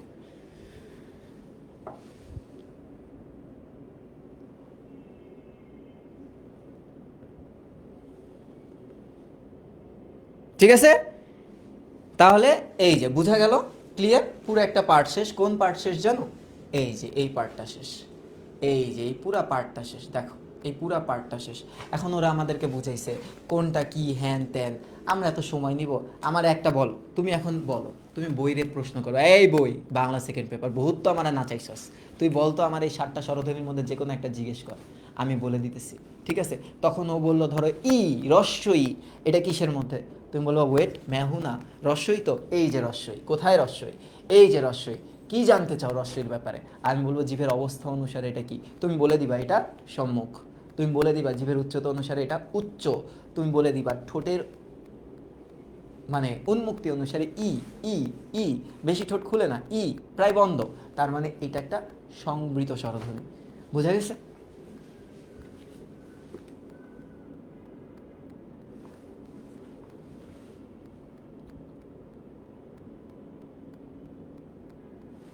তাহলে এই পার্টটা তো হয়ে গেল, তাই না? ডান। এত বড় কি পড়বো আমি? এত বড় তো পড়ার দরকার নাই। এবার একটু দেখো অনুনাসিক স্বরধ্বনি কোনগুলা। আচ্ছা, মৌলিক স্বরধ্বনির উচ্চারণের সময় মুখ দিয়ে বেরিয়ে আসে, শব্দগুলো মুখ দিয়ে বেরিয়ে আসে। তো এই সময়ে কোমল তালু স্বাভাবিক অবস্থায় থাকে, কিন্তু ধ্বনিগুলো উচ্চারণের সময় কোমল তালু খানিকটা খানিকটা নিচে নেমে বায়ু কি দিয়ে হয়? নাক দিয়েও বের হয়। যেমন দেখো, চৌধুরী সাহেব যে আমাকে কষ্ট দিছে না, এখন তো আমি কাঁদতেছি, এই চৌধুরী সাহেব তুমি আমাকে কেন কষ্ট দিলে, নাক দিয়ে, আমি তো কাঁদতেছি কাঁদতেছি আমি, তাই না? তো কান্দার টাইমে তো আমাদের নাক মুখ সব এক হয়ে যায়, তখন নাক দিয়ে ধ্বনিগুলো বাইর হয়। তাহলে একটু দেখো, মনে রাখবা, এর ফলে ধ্বনিগুলো অনুনাসিক হয়ে যায়। অনুনাসিক মানে নাকে উচ্চারিত হয়ে যায়। ঠিক আছে, এটা একটু মনে রাখো। আচ্ছা, এই অনুনাসিকতা বোঝাতে বাংলা স্বরবর্ণের ওপর কি করা হয়? চন্দ্রবিন্দু দিয়ে দেওয়া হয়। খালি এটা একটু মনে রেখো, অনুনাসিকতা ব্যবহারে কি ব্যবহার করি আমরা? চন্দ্রবিন্দু ব্যবহার করি। এইটা একটু লাগবে এমসিকিউর জন্য, তাছাড়া কিছু না। সো অনুনাসিকগুলা কি কি? মৌলিক স্বরধ্বনিগুলোর উপরে তুমি চন্দ্রবিন্দু বসাই দিবা। এবার আসো অর্ধ স্বরধ্বনি। এবার কি? অর্ধ স্বরধ্বনি।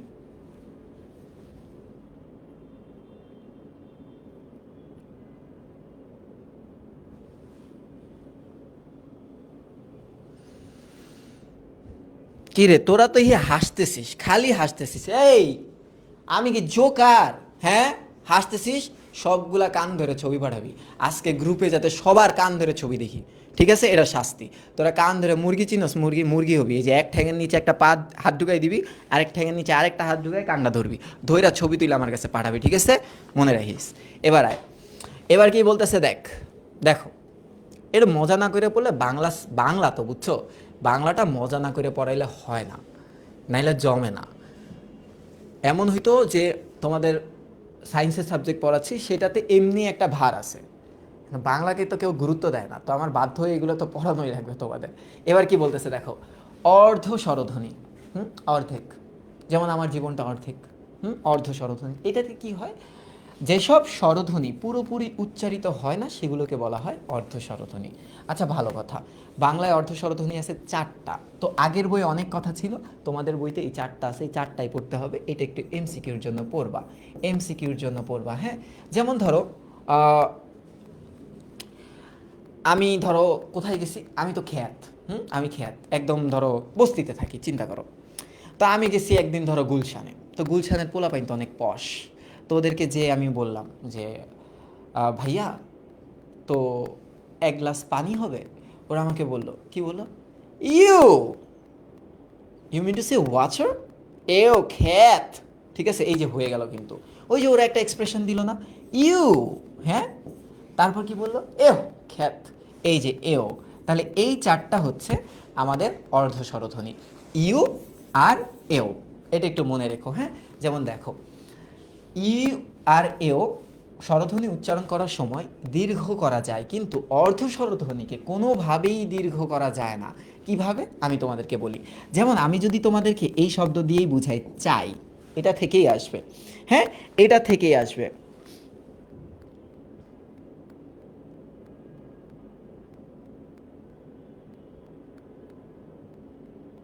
জামিল লাগছে, স্যার এত টেনশন নিয়ে ঘুমান কেন? আমি তো ঘুমাই না, আমি জায়গা থাকি, পেঁচার লগে আমি আড্ডা দিই, প্রতিদিন পেঁচা রাহে রাইতের বেলা, আমি আড্ডা দিই, ঘুমামো কি লিগে? আমি ঘুমালে কি লিগে ঘুমামো? আমি জায়গা থাকবো আমি, দুষ্টু।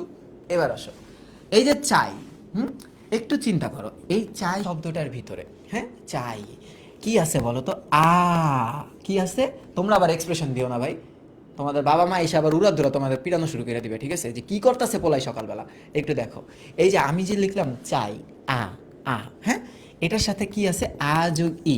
তো আমরা যখন চাই উচ্চারণ করব, চৌধুরী সাহেব আমি আপনার মেয়েকে চাই, এই যে একটা টান দিছি না, এটা সারগাম হইছে না? আ, এই আতে কি বেশি ফোকাস করছি না? ইটাতে কিন্তু বেশি জোর দেওয়া হয় না, চাই। এ দেখো, আ, আটা বেশি, তার মানে আ হচ্ছে পূর্ণ, আর অর্ধ স্বরধ্বনি টেনে উচ্চারণ করা যায় না, তার মানে ই এই জায়গায় একটা অর্ধ স্বরধ্বনি, ই কি এই জায়গায় একটা অর্ধ স্বরধ্বনি। আবার দেখো লাউ, হ্যাঁ, এই যে লাউ, এই যে লাউ, যেমন চৌধুরী সাহেব যেমন বলে চিৎকার করে উঠছিল না, তখন ওর মুখটা খুলে গেছিল না, তো চৌধুরী সাহেবের মুখে কিন্তু একটা বিশাল লাউ খায় ফেলতে পারবে একটা না, ঠিক আছে?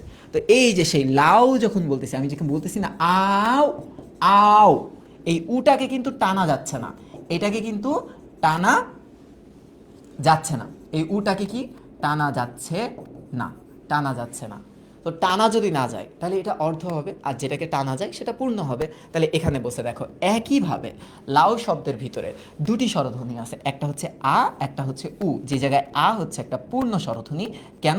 কারণ এটাকে টানা যাচ্ছে, এটাকে কি করা যাচ্ছে? এটাকে টানা যাচ্ছে। আর উ, এখানে উটা হচ্ছে অর্ধ স্বরধ্বনি, কেন? কারণ এটাকে টানা যাচ্ছে না, এটাকে টানা যাচ্ছে যাচ্ছে না, ঠিক আছে? এটাকে টানা যাচ্ছে না।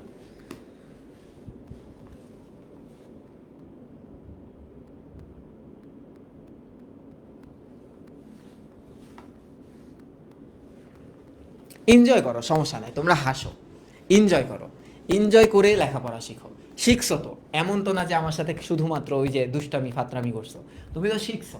এনজয় করে শিখো, পড়াটা সারা জীবন মনে থাকবে। আর ব্যাপারটা কি দেখো, এক একজন এক একজনের বাসায়, চিন্তা করো তোমরা সবাই একটা ক্লাসরুমে, তাহলে কি পরিমাণ মজা আমরা করতে পারতাম। তো সেই মেন্টালিটি নিয়ে তোমরা যে এত সকালে আমাকে এইভাবে ক্লাস করতেছো, আমি তোমাদের কাছে থ্যাঙ্কফুল। তোমরা সবসময় বলো না স্যার থ্যাংক ইউ, আপনি আপনার জন্য শিখছি না, আমি তোমাদের জন্য শিখছি এবং তোমাদেরকে শিখাইতেছি। যে এই সুন্দর একটা এনভায়রনমেন্ট আমরা যে তৈরি করতে পারছি, এটাই অনেক, ঠিক আছে? অনেকের মন খারাপ ছিল, আমারও মন খারাপ, সবাই একসাথে হলাম, ক্লাসটা করতেছি, এটাই এটাই অনেক, স্মৃতি থাকবে সারা জীবন। আহ,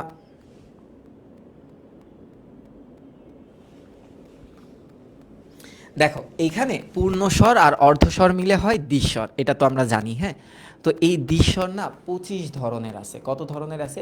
প্রায় এটার কম্বিনেশন হয় 25 রকমের। তো এই 25 রকমের মধ্য থেকে মাত্র দুইটা কম্বিনেশনের প্রতীক বের করা গেছে, একটা হচ্ছে ও, একটা হচ্ছে ওই।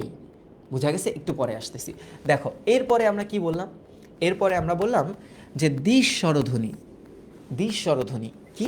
পূর্ণ আর অর্ধ মিলে হয় দ্বিস্বরধ্বনি।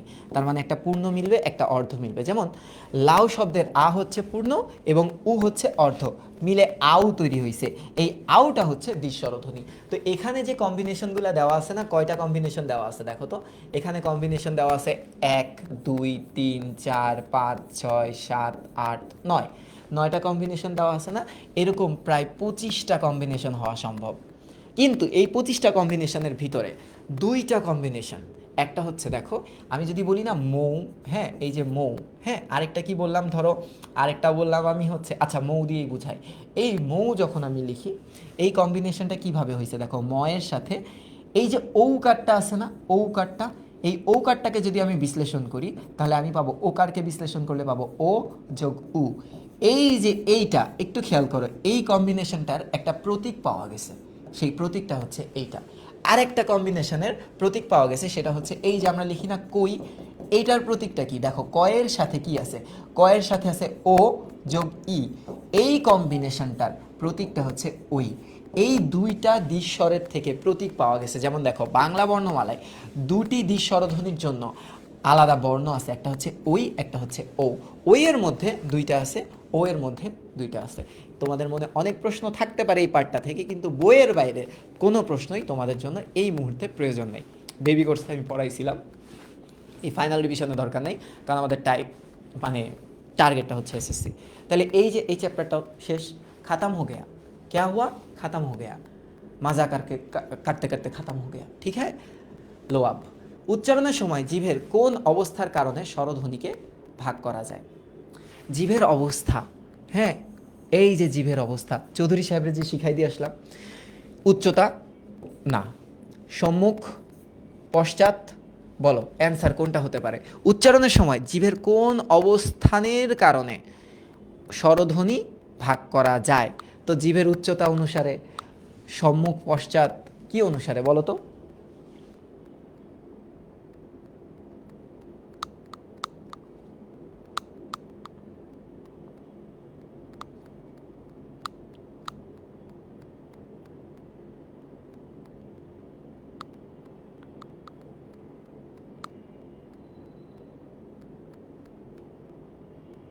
ডি।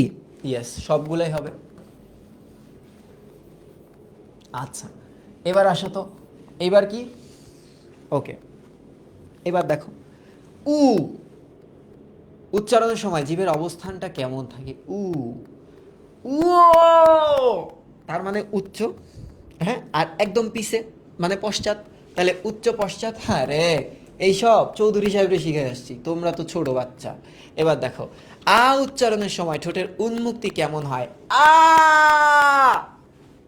যখন দেখছে চৌধুরী সাহেবের মেয়ে, যে চৌধুরী সাহেব আমার সাথে বিয়েটা রিজেক্ট করে দিছে, চৌধুরী সাহেবের মেয়ে চিল্লায় উঠছে, আ, বাঁচবো না আমি, তাইলে আ। তাহলে এটা কি? বিবৃত, একদম মুখটা তো খোলা থাকবে। জিভের সম্মুখ বা পশ্চাৎ অবস্থান অনুসারে স্বরধ্বনি কত প্রকার? 3 প্রকার। বাংলা স্বরবর্ণের ওপর চন্দ্রবিন্দু ব্যবহার করলে সেখানে কি বোঝানো হয়? আনুনাসিকতা। যে সকল স্বরধ্বনি পুরোপুরি উচ্চারিত হয় না সেগুলাকে কি বলা হয়? অর্ধস্বর বলা হয়। পূর্ণ স্বরধ্বনি ও অর্ধ স্বরধ্বনি একত্রে মিলে কি হয়? একত্রে মিলে হয় দ্বিজ স্বরধ্বনি। এরপরে কি বলছে? লাও, আও, এই যে আও, হ্যাঁ, আও, এই নিচে হসন্ত দেওয়া মানে হচ্ছে টানা যায় না, টানা যায় না। আর হসন্ত না থাকা মানে টানা যায়, টানা যায়। ঠিক আছে। আর আছে, আর আছে, আর নাই। একটা লাইন আছে, জানো কি লাইন? আর আছে আর নাই দিয়াছি ভরে, এটা সোনার তরীর একটা লাইন। ঠিক আছে। যত চাও তত লও তরণী পড়ে, তারপরে বলে কিছুক্ষণ পর, আর আছে আর নাই দিয়াছি ভরে, এতকাল নদীকূলে যাহা লয়েছিনু ভুলে, সকলই দিলাম তুলে থরে বিথরে। খুব সুন্দর একটা লাইন আছে, 253 নম্বর পেজে গেলে পাবা, ইন্টারের বইয়ে, সাহিত্য পাঠ বইয়ে। এবার আসো, ব্যঞ্জন ধ্বনি। এইটা একটু টাফ, এইটা একটু টাফ।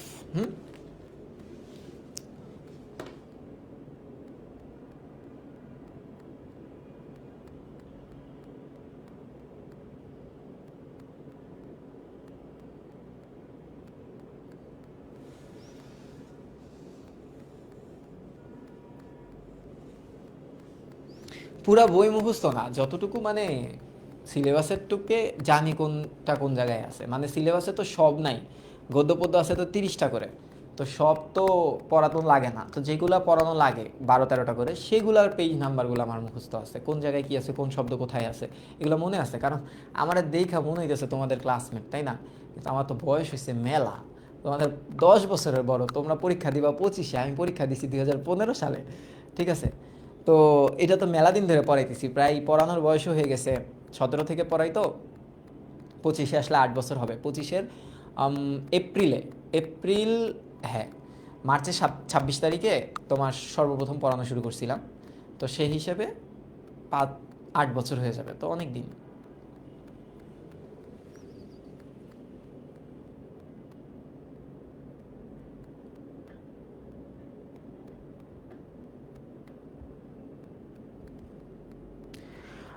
হ্যাঁ, এমসিকিউ দ্বারা ব্যঞ্জন ধ্বনিটাকে করে নেই, তারপর এমসিকিউ সমাধান করতেছি। ঠিক আছে। এই টেস্ট পেপার নিছি, আর এই যে টেস্ট পেপার, কি তুমি টেস্ট পেপার যে কোনো একটা টেস্ট পেপার নিবা, ঠিক আছে? এই সবাই টেস্ট পেপার থেকেই তো কোশ্চেন কপি করে, তো এই টেস্ট পেপার উঠে নিলে তো সমস্যা কি? কোনো তো সমস্যা নেই। আর এটা হলে তোমাদের সুবিধা হবে কি, যে স্লাইডটা 1-150 হয়, এখানে 1-150 তো নাই, এখানে কয়টা স্লাইড আছে? 10 পেজ আছে, তো 10 পেজ দাগাদাগি করলে তো তোমরা ওই জিনিসটা প্রিন্টও করতে পারবা অনেকে, তো এই কারণেই। আর যেদিন আমি স্পেসিফিক এমসিকিউ করাবো ওই দিন তো স্লাইডে বসাই করাবো। তো এখন আমাদের কি করতে হবে, এটার এমসিকিউতে একটু পরে যায়, আগে ব্যঞ্জনধ্বনিটা শেষ করি। ব্যঞ্জনধ্বনিটা কি বলছে দেখো, এই ব্যঞ্জনধ্বনিটা অন্যের সাপোর্ট ছাড়া উচ্চারিত হতে পারে না। জাস্ট লাইক চৌধুরী সাহেব and his daughter, they want my support and now I don't want them because they rejected me. Okay, now my bhab is very increasing, that's why I'm ignoring. Okay, my English is very good. If you are understanding my English, then my English is good. এবার কি বলতেছে দেখো, উচ্চারণের স্থান ও প্রকৃতি ও ধ্বনির কম্পন বায়ু প্রবাহ বিবেচনায় কয় ভাগে ভাগ করা যায়? 4 ভাগে। তাহলে কয় ভাগ হলো দেখো, প্রথমত উচ্চারণের স্থান অনুযায়ী আমরা ভাগ করব, এই ভাগটা আমরা পাবো 7 প্রকার। উচ্চারণের প্রকৃতি অনুসারে আমরা ভাগ করব, এই ভাগটা পাবো আমরা 6 প্রকার। ধ্বনির কম্পন, কিছু কিছু ধ্বনি আছে কাঁপায়া দেয়, উফ লাইক মি, আমি যখন মাঠে এন্ট্রি নিই, মাঠ তো পুরা কাইপ্পা, মাঠ পুরো একদম ভূমিকম্প হয়ে যায়, পরে খেলাই বন্ধ, পরে বাসায় চলে আসে। এবার একটু দেখো, ধ্বনির কম্পনের উপর ডিপেন্ড করে 2 প্রকার, এবং ধ্বনিতে সৃষ্টি বায়ুর প্রবাহের উপর ডিপেন্ড করে 2 প্রকার। তাইলে এটা 2 প্রকার, এটা 2 প্রকার, এটা 6 প্রকার, এটা 7 প্রকার। আমরা এখন পড়ব, হ্যাঁ, এখন এগুলা আমরা পড়ব। তো পড়ার আগে আমরা একটু দেখব উচ্চারণের স্থান অনুসারে। এই পার্টটা আমি বুঝাই দেওয়ার কিছু নাই, এই পার্টটা একটু মনে রাখবা যে কোনটার সময়, এই যে 7 প্রকার না, সেটা কি? ওষ্ঠ, দন্ত, দন্তমূলীয়, মূর্ধন্য, তালব্য, কণ্ঠ, কণ্ঠনালীয়। এবার একটু আসো, এখানেই লিখি, এখানেই লিখে পড়াই। ধরো আমরা একটু খেয়াল করব, ওষ্ঠ মানে ঠোঁট, লিপস, এই ইমোজি কিন্তু দেওয়া যাবে না, হ্যাঁ, লিপস, হ্যাঁ। এই স্বরধ্বনিগুলাকে কি স্বরধ্বনি বলবো? এই স্বরধ্বনিগুলাকে বলবো আমরা এই স্বরধ্বনি। দেখো এগুলাকে আমরা বলবো লিপস স্বরধ্বনি। এই যে লিপস, সরি ব্যঞ্জন, লিপস ব্যঞ্জন। তো চলো আমরা লিপস ব্যঞ্জন একটু জানার চেষ্টা করি। লিপস ব্যঞ্জন একটু জানার চেষ্টা করি, ভালো মতো জানবো। আসো, ওকে।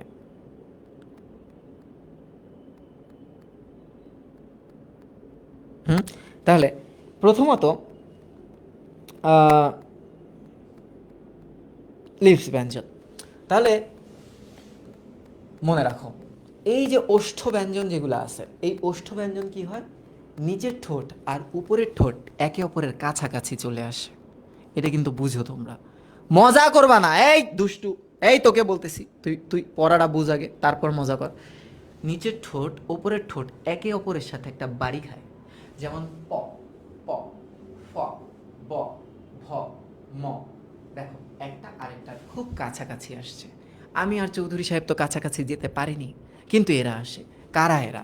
দেখো প, হ্যাঁ, প, তারপর কি ফ, তারপর কি ব, তারপর কি ভ, তারপর কি ম। প, ফ, ব, ভ, ম। উচ্চারণ করার টাইমে lips, two lips, upper lips, lower lips comes together and hit each other and a sound release that is called ওষ্ঠ ব্যঞ্জন। দেখছো আমি কিন্তু ইংলিশ পারি। সাইফুল স্যার আপনার মার্কেট শেষ। এবার দেখো তাহলে প, ফ, ব, ভ, ম, এই পাঁচটাকে কি বলবো আমরা? এই পাঁচটাকে বলবো আমরা ওষ্ঠ ব্যঞ্জন। ঠিক আছে, এই 5টাকে বলবো। আজকে তো মনে হয় হাসতে হাসতে তোমরা আওলায় যাবা, তাই না? আচ্ছা, ওষ্ঠ, প, ফ, ব, ভ, ম, এরা দ্বি ওষ্ঠ নামেও পরিচিত। দ্বি ওষ্ঠ নামেও এরা পরিচিত। একটু মনে রেখো, এদেরকে আমরা বলতে পারি দ্বি ওষ্ঠ। দ্বি ওষ্ঠ, হ্যাঁ।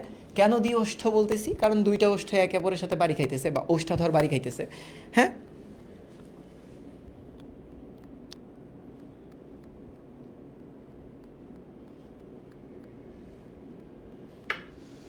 আচ্ছা, হ্যাঁ, আচ্ছা, প, ফ, ব, ভ, ম, প, ফ, ব, ভ, ম। এরপরে দেখো আমাদের কি বলছে, যে জিভের ডগা, এটা কোনটা?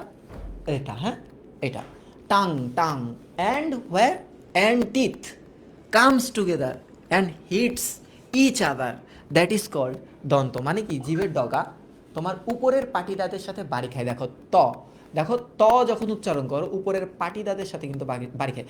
ত, থ, দ, ধ, ত, থ, দ, ধ। এটা উপরের পাটি মানে উপরের দাঁতগুলোর সাথে বাড়ি খাচ্ছে। ত, থ, দ, ধ। তার মানে এখানে কি দিলাম? ত, হ্যাঁ, তারপর দেখো থ, তারপর দেখো দ, তারপরে ধ। এই ধর, ধর ওকে ধর, উল্টাপাল্টা কমেন্ট করতেছে, ঠিক আছে? এই যে ত, থ, দ, ধ যখন আমরা উচ্চারণ করি তখন আমাদের এই ডগাটা উপরের পাটিদাদের সাথে একটা বাড়ি খায়।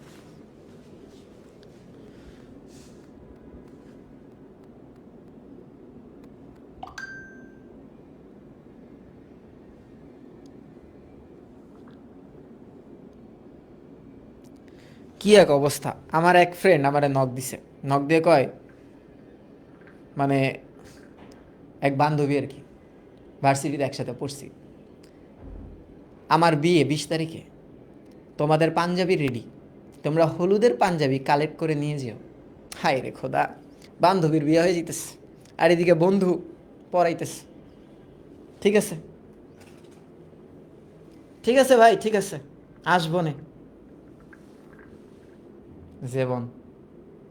এবার আসো, কখন যে কি হয়। এবার দেখো দন্ত ব্যঞ্জন, হ্যাঁ বোঝা গেছে। এবার দেখো, তার মানে এটা তো ইজিলি বোঝা গেল। কয়টা চলে গেল? এখানে আসলো হচ্ছে 4টা, এখানে আসলো হচ্ছে 4টা। এবার দেখো দন্তমূলীয়। হুম, মনে রাখবা, কি মনে রাখবা? দন্তমূলীয়। ইজিলি বলি, নরলস। কি? নরলস। এই যে ন, র, ল, স, নরলস। নর মানে কি? নর মানে হচ্ছে একটা বেটা মানুষ, ছেলে মানুষ। ছেলে মানুষের জীবনটাই লস, তাই না? বলো, আমার জীবনটা লস না? এই যে নরলস, মনে থাকবে তো? কয়টা গেল? 4টা। নরলস, দন্ত মূলীয়, দন্ত মূলীয়। ক্লিয়ার? একদম ক্লিয়ার তো? দন্ত আরে ধুরু, দন্ত মূলীয় হচ্ছে নরলস। আচ্ছা,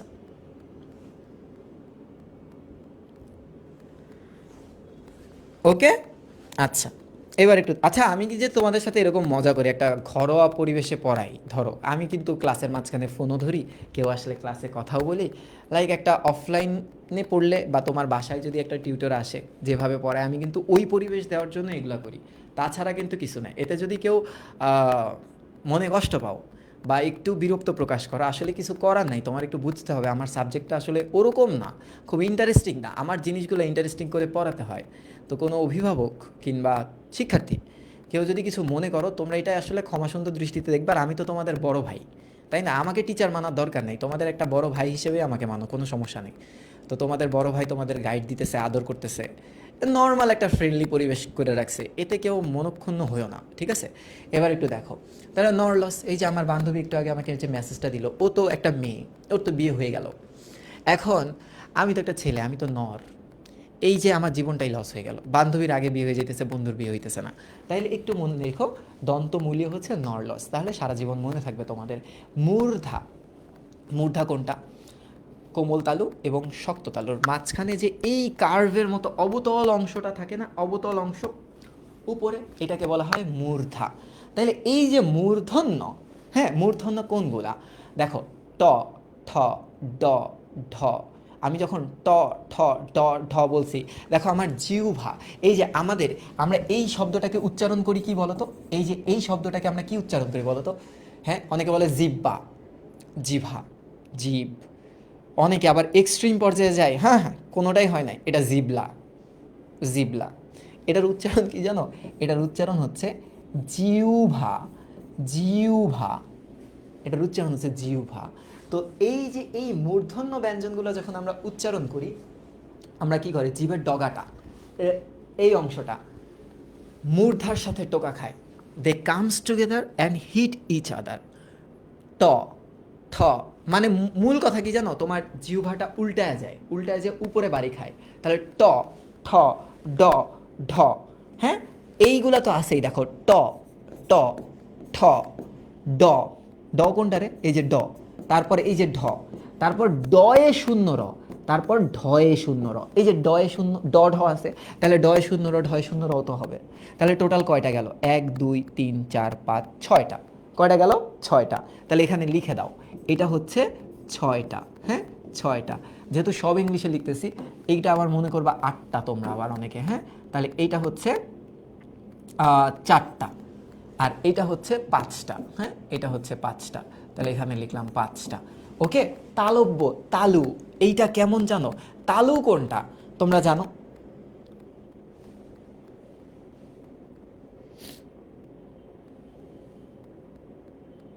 তালু কোনটা বলো তো? যেমন আমি তোমাদেরকে বলি, এই তালুগুলো আবার কি জানো? এগুলো আবার ইয়ো ইয়ো বর্ণ বাংলা ব্যাকরণে। হ্যাঁ, যেমন চ, ছ, চ, ছ, দেখছো? একটা ইয়ো ইয়ো। আমি যখন একটা গান বানাবো না, এই বিটটাই থাকবে চ, ছ, জ, ঝ, চ, ছ, জ, ঝ। তার মানে একটু খেয়াল করো, জিভের সামনের অংশটা শক্ত তালুর সাথে একটা ঘষা খায়। চ, শক্ত তালের এইটা মূর্ধার সামনের অংশটা এটার সাথে একটা ঘষা খায়, ঘৃষ্ট বলা হয় এদেরকে। চ, ছ, জ, ঝ, চ, ছ, জ, ঝ। তাইলে এটা লিখলাম আগে আমি। হ্যাঁ, চ, ছ, জ, ঝ। এটার সাথে আরেকটা আছে না, ওই যে আমরা বলি না তালে বস্য, অনেকে কয় পেট কাটা মূর্ধন্যস্য। তুই পেট কাটছস, তুই কাটছস ওইটার পেট, ওইটার নাম কবে পেট কাটা মূর্ধন্যস্য। আবার কয় তালে বস্য, তাল গাছ থেকে আইছে এটা, এটা তালব্যস্য। হ্যাঁ, তালব্যস্য, আর ওটা মূর্ধন্যস্য। তাহলে একটু দেখো, তাহলে এইটা আমি দিলাম তালব্যস্য, কি দিলাম? তালব্যস্য, মনে থাকবে তো? আর তালব্যস্য, তাহলে কয়টা হলো? এখানে হলো হচ্ছে 5টা, 5টা। ওকে, 5টা, এই যে 5টা। এবার একটু দেখো কণ্ঠ কোনগুলা। কণ্ঠ এই যে যারা গান গায় না, গান গাচ্ছে, যেমন দুয়া লিপা, ক, খ, গ, ঘ, ও, কই থেকে আসছে? কণ্ঠ নালী থেকে আসছে, কণ্ঠ থেকে আসছে। ঠিক আছে, তাহলে তোমরা লিখে ফেলো, ক, খ, গ, ঘ, ও, ক, খ, গ, ঘ। হ্যাঁ, ও।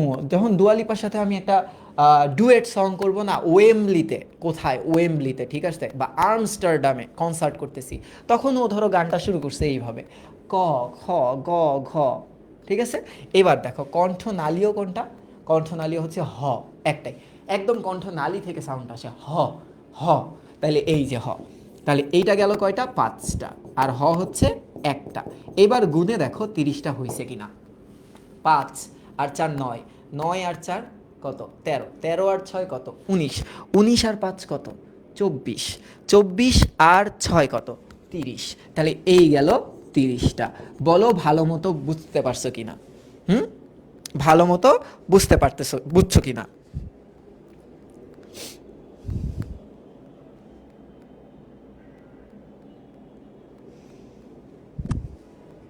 আরে মিয়া, দুয়ালিপা বলে বাংলা কবে গায়? আরে আমারে মেসেঞ্জারে মেসেজ দিয়ে পাগল বানায় ফেলাইছে। আমি আসলে পাত্তা দিতেছি না, ও চাইতেছে একটা বাংলা সং করতে আমার সাথে, কিন্তু আসলে আমি তো অনেক busy, that's why I am not replying her. Very simple. বলো বুঝছো কিনা?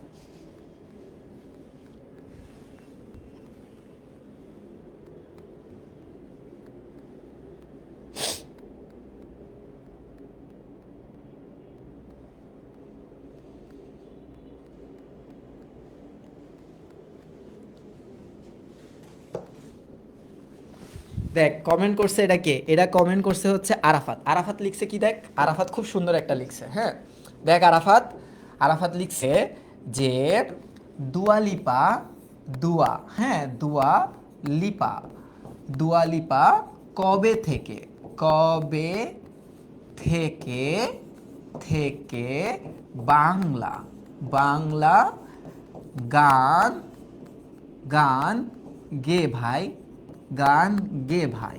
ঠিক আছে, দুয়ালিপা গে না ভাই, ও একটা মেয়ে ভাই। ঠিক আছে, এবার আসো।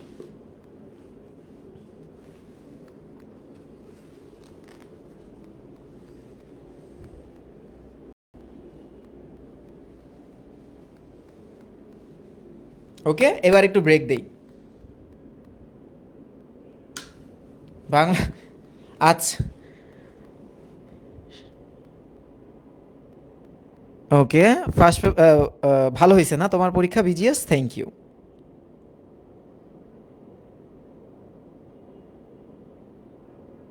ওকে, তাহলে এবার আমরা ব্রেকে যাই। কয়টা বাজে? 11টা 47। দেখছো, আজকে 10টা থেকে 11টা 47 বাজছে। তোমাদের ভিতরে বা আমার ভিতরে ওরকম টায়ার্ডনেসটা আসে না। তো এবার আমরা ব্রেকে যাই। হ্যাঁ, এবার আমরা ব্রেকে যাই। সো ব্রেকে যাব হচ্ছে কয়টা পর্যন্ত? 11টা 47 বাজে, তো 12টা 10 পর্যন্ত। 12টা 10 চলবে না? হ্যাঁ, 25 মিনিট, ঠিক আছে। তাহলে আমরা এখন একটু 12টা 10 পর্যন্ত ব্রেক নিই। 12টা 10, 12টা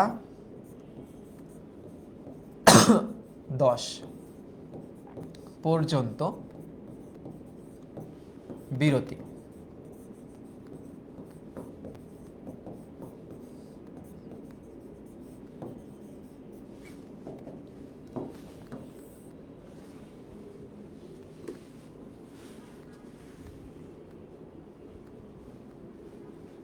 হ্যাঁ, তোমাদের এনার্জি আছে, আমার নাই রে।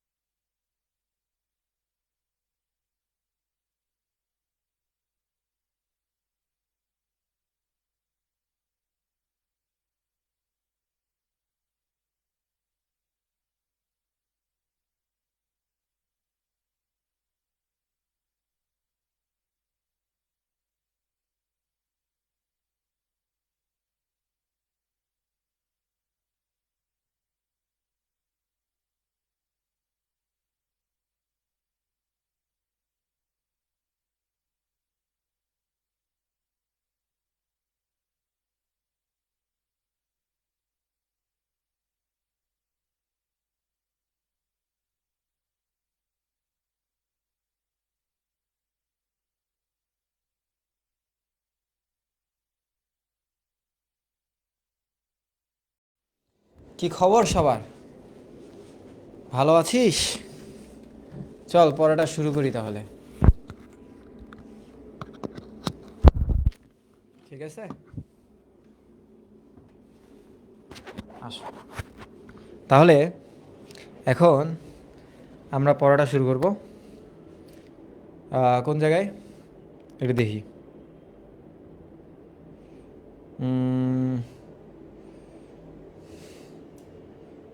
Where am I?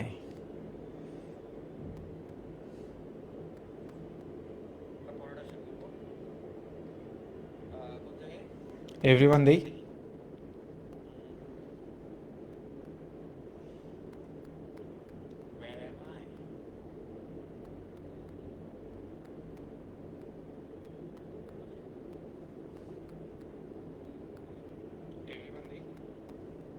ওকে, তো কাহিনীটা হচ্ছে আমরা মাইক ধরানো হয়ে গেছে, প্যারা, বুঝছো?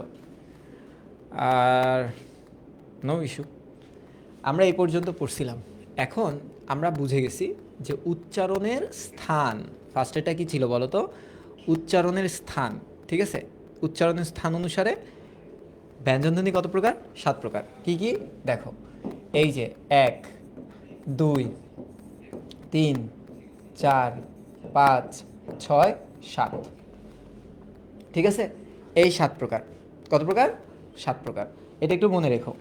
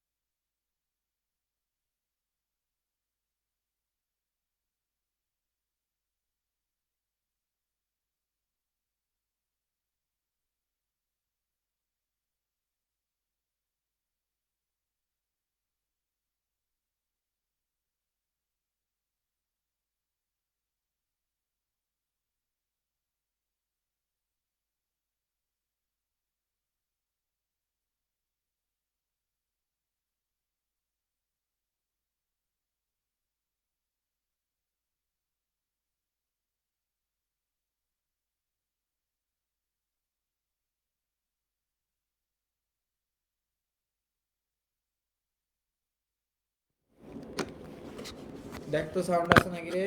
এখানে সাউন্ড নষ্ট হয়ে গেলে তো বিপদে পড়ে যাবো।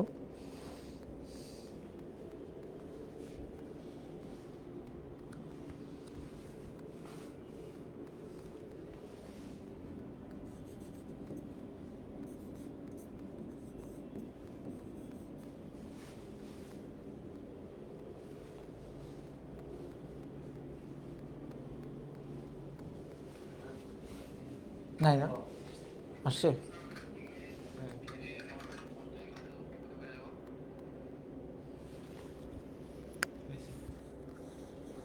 ওকে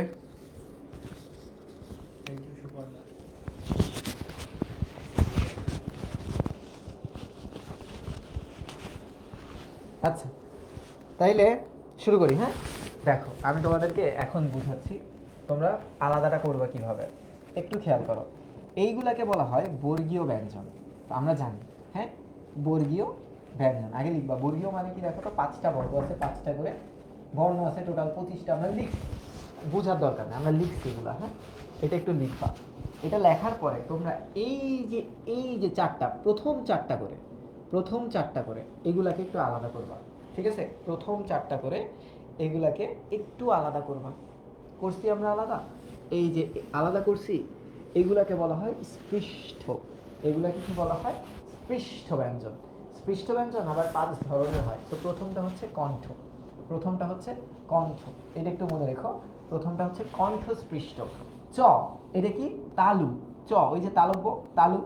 আচ্ছা ট এটা কি? এটা হচ্ছে মূর্ধা, স্পৃষ্ট।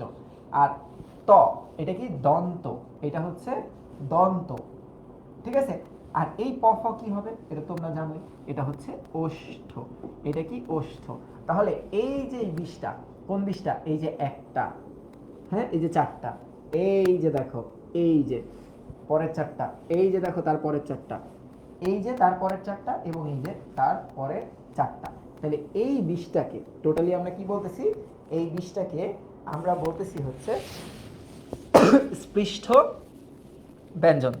আমাদের মনে হয় না আর কারো কোনো সমস্যা আছে? এইগুলাকে বলা হয় স্পৃষ্ট ব্যঞ্জন। আচ্ছা ঠিক আছে, আরেকবার বুঝাই। ঠিক আছে, তোমরা সবগুলাকে বুঝবা কিভাবে আমি আরেকবার বুঝাইতেছি। সর্বপ্রথম তোমরা একটা কাজ করবা, ধরো আবার বুঝাই, যাও আবার বুঝাই, তোমরা খুশি তো আমিও খুশি। ধরো আমি তোমাদেরকে বুঝাইতেছি, হ্যাঁ আমি তোমাদেরকে বুঝাচ্ছি এইটা। আসো আমি বুঝাই। এই যে ফার্স্টে কি করবা? স্থান অনুসারে তোমার নির্ণয় করতে হবে। তুমি করবা কি? দেখো ক, হ্যাঁ তুমি লিখবা ক, তারপর লিখবা খ, তারপর লিখবা গ, ঘ, হ্যাঁ উ, উ, তারপর কি? চ, ছ, জ, ঝ, ইয়, এটা লিখবা। তারপর কি লিখবা বলো তো? চ, ছ, ট, তারপর লিখবা ঠ, ড, ঢ, তারপরে কি? মূর্ধন্য। হ্যাঁ আচ্ছা এবার একটু দেখো, এবার ট ঠ, তারপর আছে ত, থ, দ, ধ, তারপর দন্তন্য। এরপর তুমি কি করবা? প, ফ, ব, ভ, ম লিখলা না? বর্গীয় ব্যঞ্জনগুলো লিখলা। এটার কাজ কি? তুমি সবগুলো এখন বের করতে পারবা। তুমি সবগুলা লিখছো, লেখার পরে তুমি এগুলাকে একটু ভাগ করে রাখো। তোমার আপাতত বুঝে নাও, একটু ভাগ করে রাখো। তা আমি প্রত্যেকটাই ভাগ করে রাখছি। প্রত্যেকটাই আমি ভাগ করে নিলাম, ভাগ করে নিছি। হ্যাঁ এখানে একটা নামকরণ করতে হবে আমাদের। তো আমরা জানি ক এটা কণ্ঠ, ক এটা কি? এটা হচ্ছে কণ্ঠ। চ এটা কি? তালব্য, তাই তো? তাহলে তালু স্পৃষ্ট। ট এটা কি? ট মূর্ধাতে বাড়ি খায়, তার মানে এটা হচ্ছে মূর্ধা। ওকে, ত এটা কি হবে বলো তো? ত, থ, দ, থ, দন্ত, এটা হচ্ছে দন্ত। আচ্ছা আর পটা কি হবে? প মুখে, ঠোঁটে, তাহলে এটাকে আমি দিলাম ওষ্ঠ। এগুলো আগে লিখে রাখছি আমি। লেখার পরে তুমি কি করবা? এই প্রত্যেকটা ব্যঞ্জনে এই পঞ্চম বর্ণগুলো আছে না, এগুলাকে বাদ দিয়ে দিবা। এইগুলাকে বাদ দিয়ে কয়টা থাকে দেখো তো? এই যে 1 2 3 4 5 6 7 8 9 10 11 12 13 14 15 16 17 18 19 20টা থাকে না? এগুলাকে বলা হয় স্পৃষ্ট ব্যঞ্জন। এগুলাকে কি বলা হয়? স্পৃষ্ট। স্পৃষ্ট মানে উচ্চারণ করার টাইমে কোনো না কোনো জায়গায় এরা টাচ হয়, স্পৃষ্ট ব্যঞ্জন বলা হয়। যেমন ধরো এই যে এই উচ্চারণটা করার টাইমে কোনো অঙ্গ প্রত্যঙ্গ একে অপরের সাথে বাড়ি খায়, এই যে ওষ্ঠ। বুঝা গেছে তো? তাহলে এই যে স্পৃষ্ট ব্যঞ্জন কত প্রকার? 5 প্রকার। কি কি? এই যে 1 কণ্ঠ, 2 তালু, 3 মূর্ধা, 4 দন্ত, 5 ওষ্ঠ। তাহলে স্পৃষ্ট ব্যঞ্জন এর ভিতরে কয়টা টাইপ আছে? স্পৃষ্ট ব্যঞ্জনের ভিতরে আছে 5টা টাইপ। যে 5টা টাইপের ভিতরে এই 5টা। তো এবার এই সাইডের গুলা বাদ গেল, কেন বাদ গেল একটু বলি। এই প্রত্যেকটাই হচ্ছে নাসিক্য সিরিজ, নাকে উচ্চারিত হয় নাসিক্য। এই প্রত্যেকটাই হচ্ছে নাসিক্যের সিরিজ। কিসের সিরিজ? নাসিক্য। তাহলে একটু বলো, মূর্ধন্য এইটা কি কোনো ধ্বনি? মূর্ধন্য কি কোনো ধ্বনি? তাহলে এটা তো আগের থেকেই বাদ চলে গেল, এটা তো পড়তেছে না।